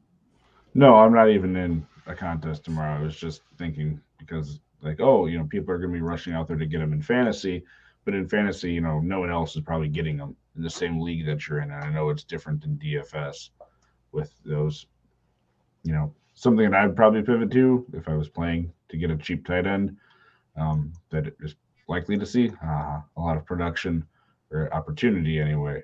But I know sometimes it pays to pivot away when a lot of people are going to be taking the same player. So what I do in big tournaments is I try to pair my tight end in my stack, right? Like I try to, with my quarterback, I try to just tie that tight end to my quarterback because I figure if my quarterback goes off, unless it's like a really bad tight end, then, I get that tight end equity in with my quarterback. So that's really what I try to do in big tournaments. And smaller stuff, I try to, pay up a little bit at tight end and just get those secured targets. So likely would probably still be he'd be in my player pool, but it would just depend on which contest it is. Because we could look at, some of the guys that we talked about, the question mark guys like Juwan Johnson, Greg Dulcich. If we're in a real big tournament, I'm going to take some shots on those guys that we don't have enough information on. What about Tyler Conklin? Tyler Conklin's another one. Jake Ferguson for Dallas. Like, he's a guy that I would probably be on a lot in big tournaments just because, that dude's an athletic freak. He had, all his stats last year were really good for the limited opportunities that he got. Mm-hmm. And obviously they felt good enough with him to let, Dalton Schultz go, who had been a big weapon for them over the past couple of years. So he would be a guy in big tournaments that I'd be looking at. I'd probably be overweight on Jake Ferguson.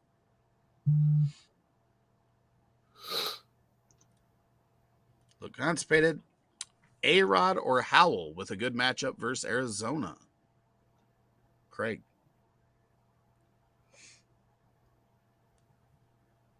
This sounds weird. I'm probably going to go Howell because I think there's a higher chance of him having a huge game than Aaron Rodgers having a huge game against Buffalo. Sounds sacrilegious, but I totally thought this was Anthony Richardson because I forgot how to read. This is definitely Howell for me because, again, I'm the president or the conductor of the Sam Howell hype train. It's a great matchup against Arizona. Give me Howell.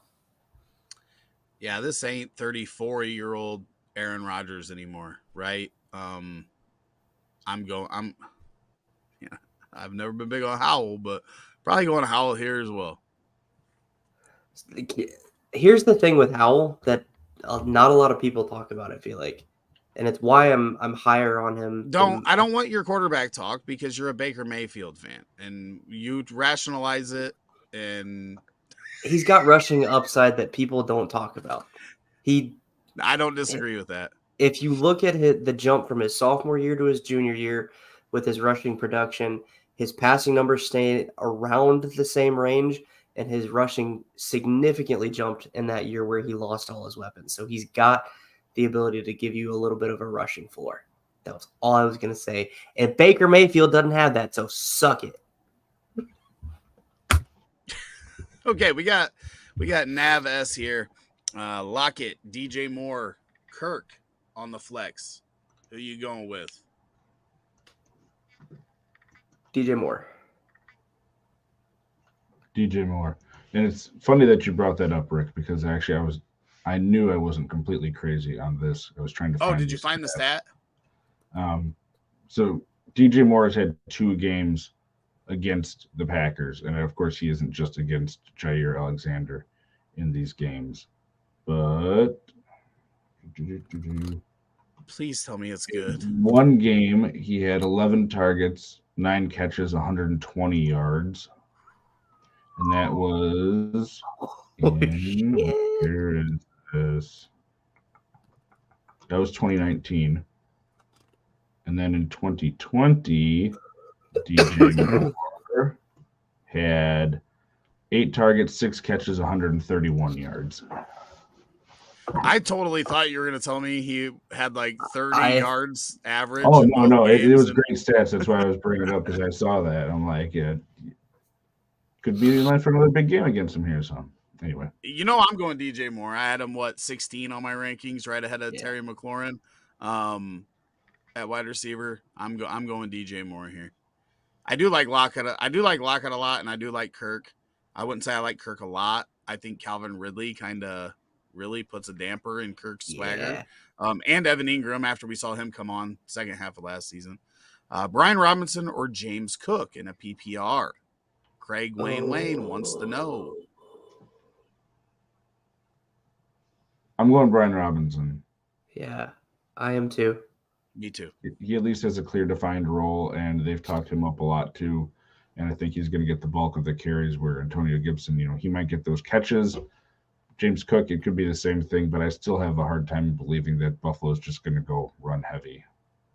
Craig Wayne, yes, we do. We just go in order unless somebody drops a super chat and bumps everybody down a little bit. But yes, we do. We promise to get to them. Sorry it took a minute. Marco from the future. Pollard, Stevenson, Forsky.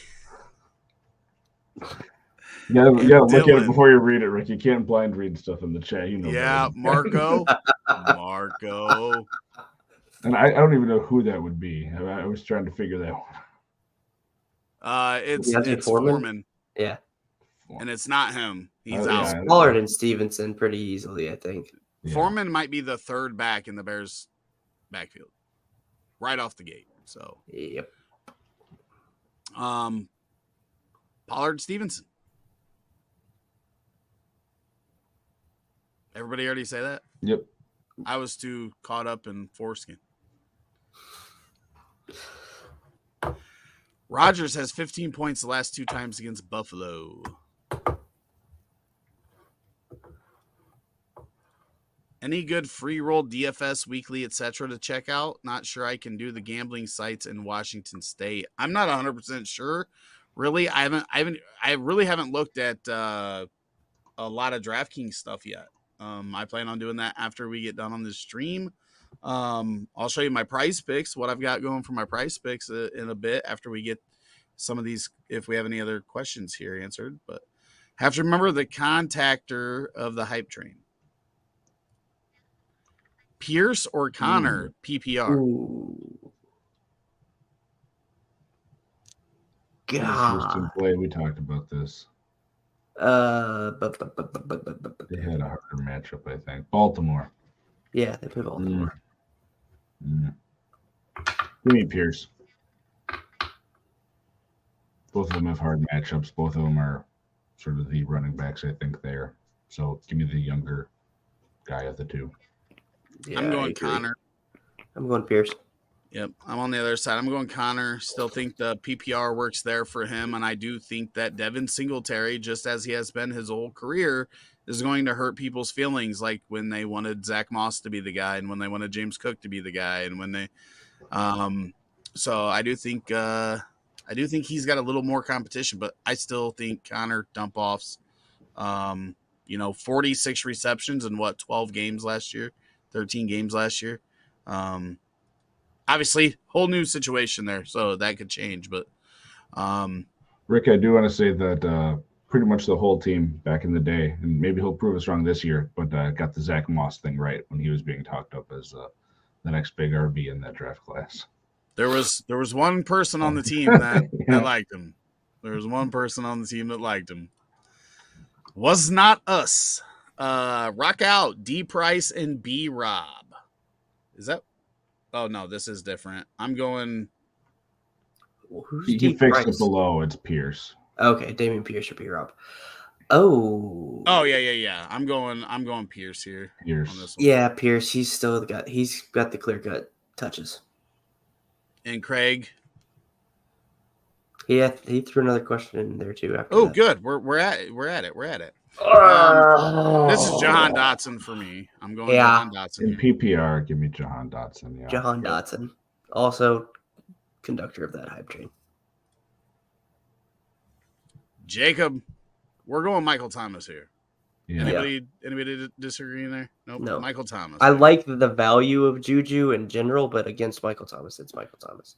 Did you guys see the rumor about some big problem potentially with Juju's knee? Was that proven to be a true story, or was that just I never saw a it. rumor out there? That it could explode at any time? Is that what I saw? Was that him? I think so. I'm assuming it's possible for any knee, but it seems like there's big potential concerns about Juju's knee. I have Michael Thomas wide receiver 24 this week, so I have him as a wide receiver 2. And I really want to be higher on him, and I think I had him higher, but I mean, I don't know why I have Olave at 10 and him at 24. Like that bridge it's closer than that. Yeah. So that's tough though, man. There's a lot of good receivers are just hard to rank right now. There's just so many good receivers that have talent. It's just whether or not they get used or their quarterbacks suck or not. Who should I start? Cortland Sutton versus terrible Raiders secondary, or Drake London versus possible JC Horn shadow? Sutton. I'm going Sutton here as well. I think, obviously it as far as I know, it doesn't look like we're going to see Jerry Jeudy in week 1. And if so, I think he's going to be on a limited snap share there. So I'm going Cortland Sutton, and hopefully this is the Cortland Sutton breakout year. I think it's been that for every year for like the past 5. Yeah. But I am going to go Sutton here. I'll go Sutton too. Keep it easy. Why no one like Juju? He the clear cut white. Okay. McCorkle Jones. Being the number 1 for somebody doesn't mean you're going to be great in fantasy. And we rarely ever see great wide receivers out of New England anyway, unless her name's Randy Moss. Well, in his best time, as far as Juju's production, was when there was another, at that time, great receiver there with him, Antonio Brown, when he was not the guy. He was the secondary receiver. He's never proven himself to be, to me, a top tier wide receiver 1 on his own on that NFL team, much less for fantasy. I have Juju at wide receiver 41. Basically in the Allen Lazard, George Pickens, Zay Flowers. Zay Flowers has more upside. Pickens has more upside, but I do think Juju's going to get some targets. Yeah. But yeah, I don't dislike him, but I just like Michael Thomas a lot. Yeah. Hey, the Crypto King comes in with $1.99 USD. We're not talking, we would have taken 1.99 Bitcoin. Tua, Sanders, Chase, Waddle, Kincaid, Swift, rate it. I love Tua, Sanders, Chase, Waddle. And then for me, it gets a little shaky there. We don't know about the rookie tight ends. Those are always tough. Now, we saw Laporta get used a bunch the other night. We talked about that a little bit. So if Kincaid gets used by like that, then this goes to probably an A- for me. I would say right now it's at a B+. I'd agree. It's a B+. It's very close to an A- for me, but it's a B+.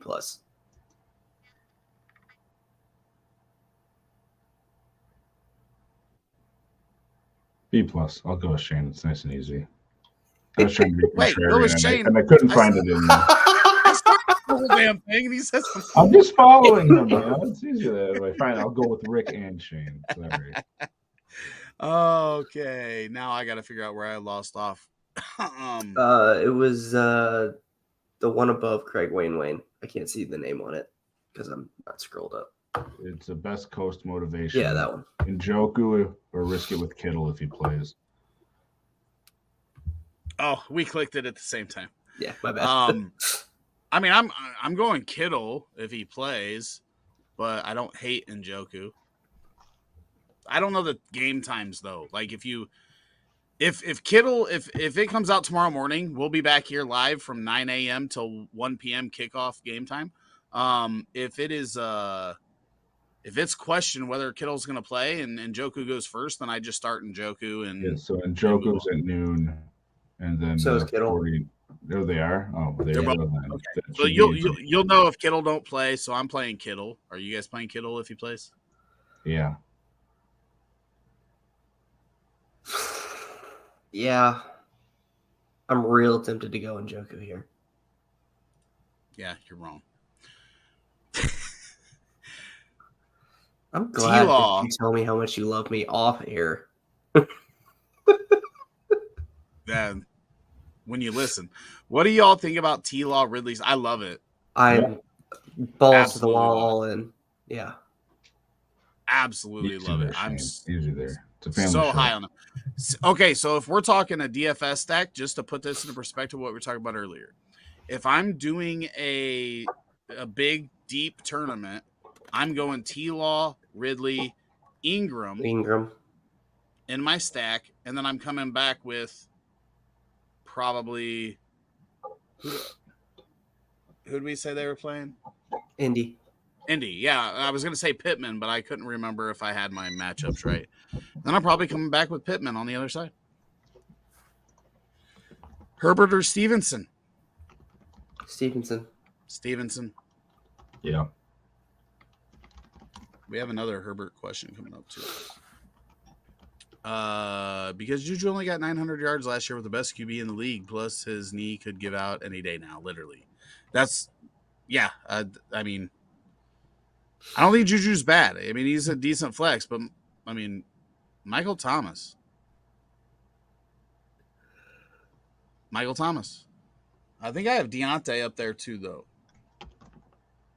Oh, no. If I'm going by my rankings, I'm going Deontay.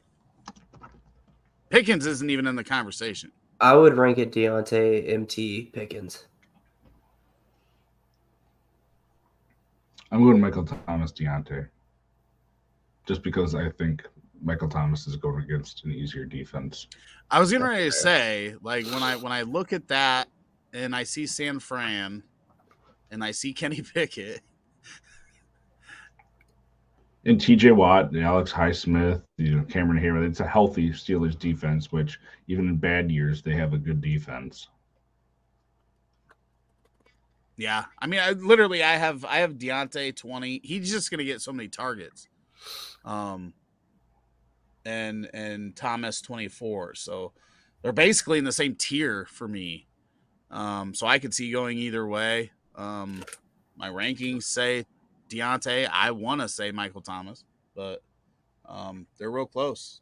I got Michael Pittman, Drake London, and Tyler Lockett sandwiched between them. Which is funny because those, I feel like, are the 4 or 5 people we've been asked about the most. We have been asked about all of them a lot. I have them all as top 24 guys, though. McCorkle Jones, he must have a very hard time in high school. Probably why he goes by Mac. Khalil Herbert or Rashad He was White. probably the quarterback of the football team, so I'm sure he did fine being the whatever big school he went to. Yeah, I was the lineman, so the name game was tough on me. Herbert or White there, Craig? I'm going White. I think it's White and Sean Tucker, Herbert and Rashawn and Foreman and Justin Fields for Chicago. Rashad White. I'm going Rashad White as well, but I need 9 yards receiving from Herbert. Can we get that, please? That would be great. I think that's doable. Herbert, Stevenson, Etienne. Choose one. I'm going Stevenson. Etienne.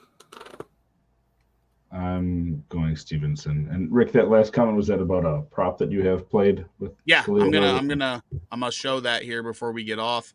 We have Lamar or Fields. Ooh. Oh, Crypto said thank you too. So you're welcome, Crypto. And thank you. You donated to the cause. We appreciate that.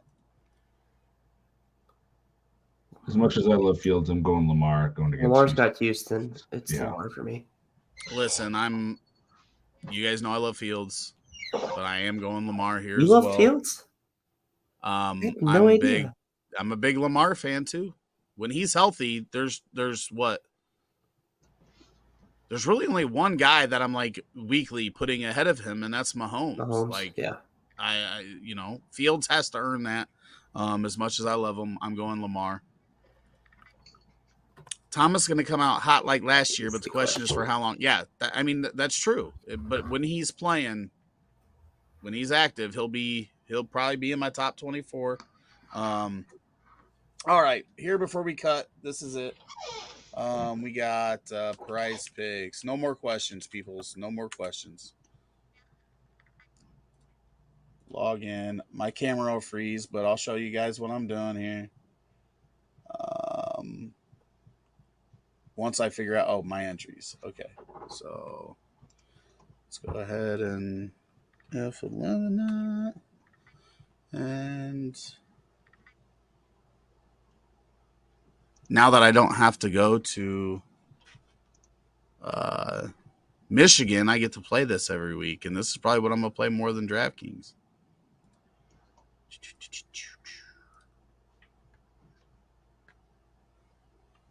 So this is my big boy for the week. We need more. Wait, why does that change? I locked it in. Oh, maybe. Okay. I had them mixed up. So more, I need 47.5 receiving yards. So 48. 16 for Claypool, who is the Bears number 2. I don't care what Twitter tells you. Oh, Claypool's number 2. It's Darnell Mooney, sir. Darnell Mooney is not the number 2. Claypool is way more talented. And Claypool plays like a number 2. I don't think I'm telling you, receivers there. Claypool was everybody out of Chicago that watched training camp said Claypool looked freaking amazing, right with DJ Moore. McCaffrey 34 receiving yards, Herbert 9, Michael Thomas 42, and then Justin Fields for 246 combined yards. That's doable. Good luck. We're talking 4,400 there, but we have the same thing here, except for the Dak Prescott free play of half a yard instead of the Justin Fields combined yards. This one's only for 625, but if we hit the other one, we're hitting this, and we got a 5K weekend. Attaboy. Fingers crossed. Good luck. Bears either. I gouge my eyes out because Justin Fields gets 245 combined yards, just by a yard. But if I get 5 on either of these, I get 2x my money. And if I get 4, I get 40% back. So, hey, we're trying to start the season off real nice. But on that note, it is 11:30. Kraig is struggling. We appreciate you dropping in and sticking it out till 11:30. We appreciate everybody in the chat. I mean, what an opening night, right? Like, there was not a letdown in the chat. I need to stop the screen. Need to stop my camera again. Need to figure out why it does this, because it annoys me that I can't share my screen without it freezing. This is the only app that does it, is when I'm here and on StreamYard and streaming. No, man, this was awesome. This was awesome. We had a lot of We didn't even action get to tonight. lineup review. Oh, your damn lineups. That's all we had, though. We didn't have anybody else's. They weren't mine. They were people from Polly's Playoff. Dude, I literally asked you, and I responded in the chat. You said, yeah, and all I read was, I have my own lineup question. So that's all I seen, and I was like, oh, we're going to get to them then. And Shane, you share them because obviously it breaks my stuff when I share. And Kraig, I know you're tired, dude. If you have to jump out, go ahead. Like, I don't blame you. Well, if they were Shane's teams, I would leave. But if there's someone else's, I'll stick around. All right, so I feel the same way. I would have. This is Jeezy's lineup for Polly's Playoff. For those of you that don't know, Polly's Playoff is the charity tournament I run for the Alzheimer's Association. We had our potathon here. He's got Sam Howell, Josh Jacobs, Cam Akers, J. Jeff, AJ Brown, Garrett Wilson, TJ Hawkinson, Ken Walker, AJ Dillon, Darnell Mooney, and Kenny Pickett. And then, so we'll stop there and then look at his bench. I mean, that looks good. That looks solid, yeah. Yeah, I mean, I'm replacing Mooney, but those are my two question marks. So here's my do you just not like Mooney, or is it just that you like Claypool more? No, Chase Claypool is a more physically gifted, talented receiver that does different stuff than Moore and Mooney. Mooney's going to be more. He's going to have big shots. He's going to get big shots, and he's going to have games. But Claypool's going to be big in the red zone. He's going to be big in first down situations, and there's a reason why they paid a second rounder for him. Like, they're not going to not give him an opportunity for that, to reach value there. Contract year, everything. And he looked great. It's just staying on the field. It's injuries. I love Claypool, and I agree that he does things differently than what DJ Moore is, but I think everyone has been kind of sleeping on Darnell Mooney. Like, what do you mean? Mooney's like way ahead of him. Claypool's undrafted. People are sleeping on Claypool. I still think people are sleeping on Mooney. Like, I got Mooney in the 13th round or later in multiple drafts. Like, I think he can return on that investment pretty easily because I don't necessarily disagree with that, because the Bears offense is going to throw more than the general public believes. Like, they think they're only going to throw 370 times again. Like, that's not the case. They're going to be more I'm guessing 540 to 570, which is middle of the pack. That's like middle of the league. They have an offensive line now. They have receivers. So that's where it's at. But still, go on. We got to get these done here, Shane. Quit yelling at Shane, is it a tight end premium? I forget. It is not tight end premium. And we didn't even look at his bench. I'd still consider putting Luke Musgrave in over Darnell Mooney. We did look at his bench. You were just raving about Chase Claypool. No, I wasn't. I was answering your question. I mean, I'm okay. Evan Ingram's in there. Wait. Oh, this is a new one. Yeah, this is a different one. Okay.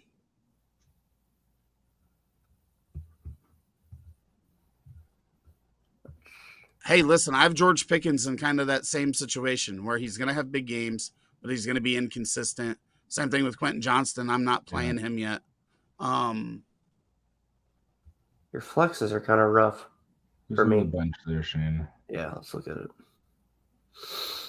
Hardman, Mechie, Downs, Laporta. That's who I'm playing. Do we know about Zach Ertz? If he's not playing, I'd consider Trey McBride over him with chunky offense. Oh, I only saw Ingram. I didn't see Zach Ertz in there, so I would be. He doesn't. That's why I'm asking. Do we know if Zach Ertz is healthy and playing? Because if he doesn't, Trey McBride, I like him over some of those other. Got you. I get what you're saying now. I get what Ertz is questionable. I guess I'd pay attention to that, and if he doesn't play, I like Trey McBride in there as a flex. Yeah, I would also consider Josh Downs over Zeke. I'm not playing Josh Downs yet.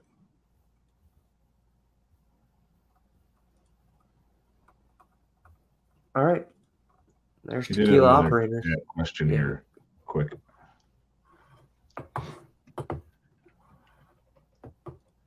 that one. Yep. I'm going Ayuk. Yeah, same. I would as well. I always wonder, like, when I answer these questions, like, do my rankings match? Like, it changes so much, though, right? You get talking through some stuff, and then I change my... All right, this is our last one.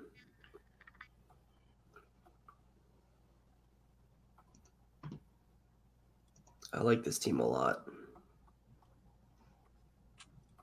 Let's see what else you got for tight end. All right, so Kincaid or Musgrave or Hurst. I would actually go Hurst over probably either of those guys. What about you guys? Scroll back up again for me, would you?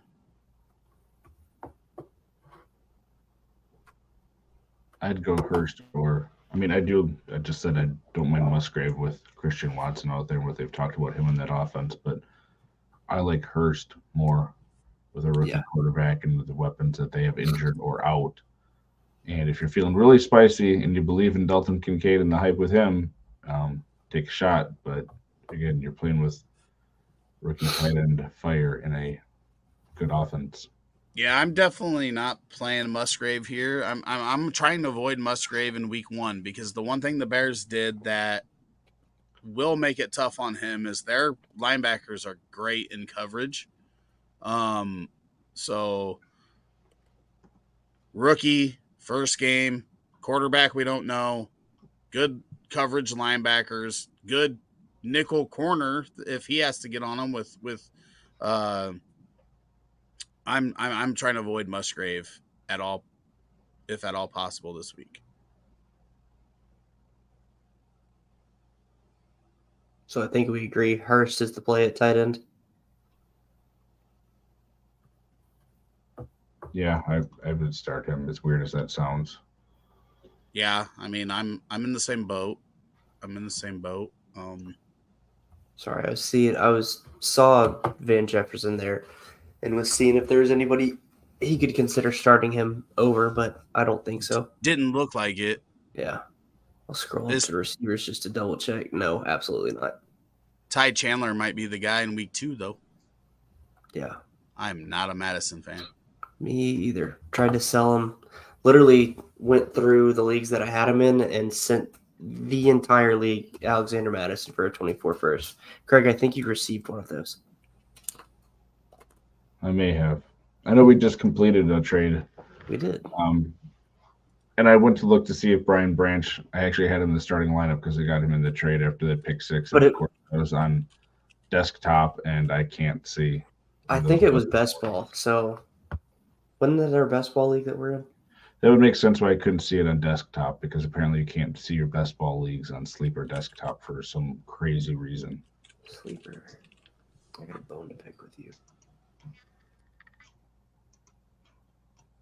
Where are you, Craigie? Yeah, it looks like you did.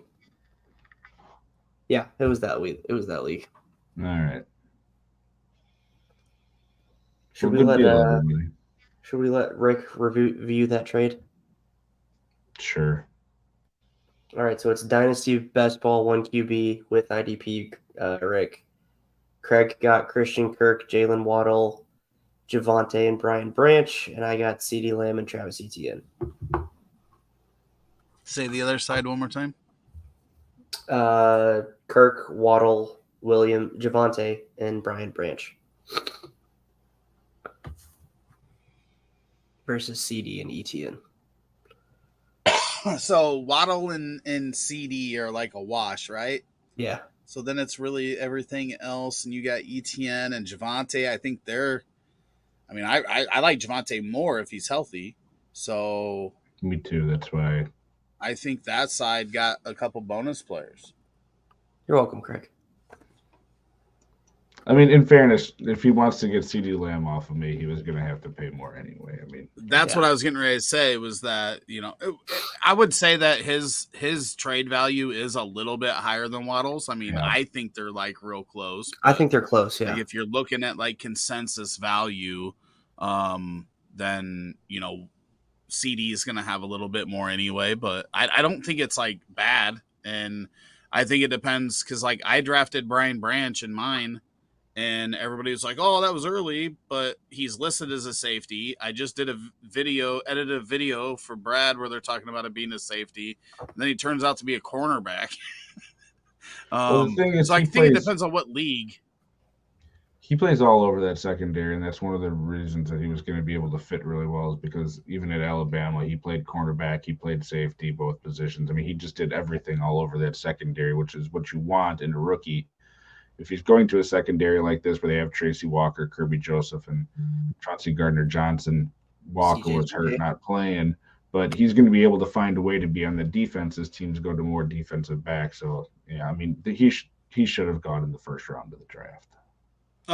Especially if he's a nickel corner is better than being outside too. You're gonna have more opportunities for tackles and all that fun stuff. So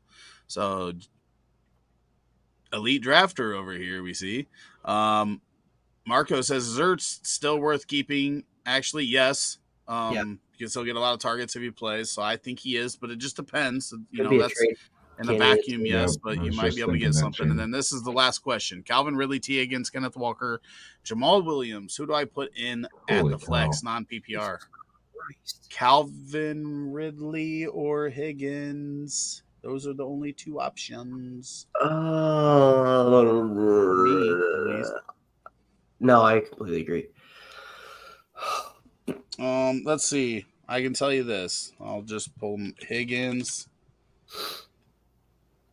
I have Higgins 20th overall. This is out of everybody. I have Calvin at 24 overall. And then Kenneth would be the only other one, 39 overall. So I'm going, I mean, I've got Higgins and Calvin Ridley real close, so it's down to those two. I'm probably going, man, see, this is the thing I hate because then you start thinking about it and you're like, well, Burrow's coming back. Is he full strength? I'm going Higgins and then Ridley. I'm going to go straight homerism here and just go Ridley. And it's non-PPR. Yeah, that's what I was saying. It's hard for me not to take Jamal Williams, but Jamal Williams. Yep. Sorry, Corey, I did miss that. Yes, I'm going Higgins and non-PPR. That makes it a lot easier. I'm ranking PPR over here. Damn it. Waddle. I'm starting Waddle as well.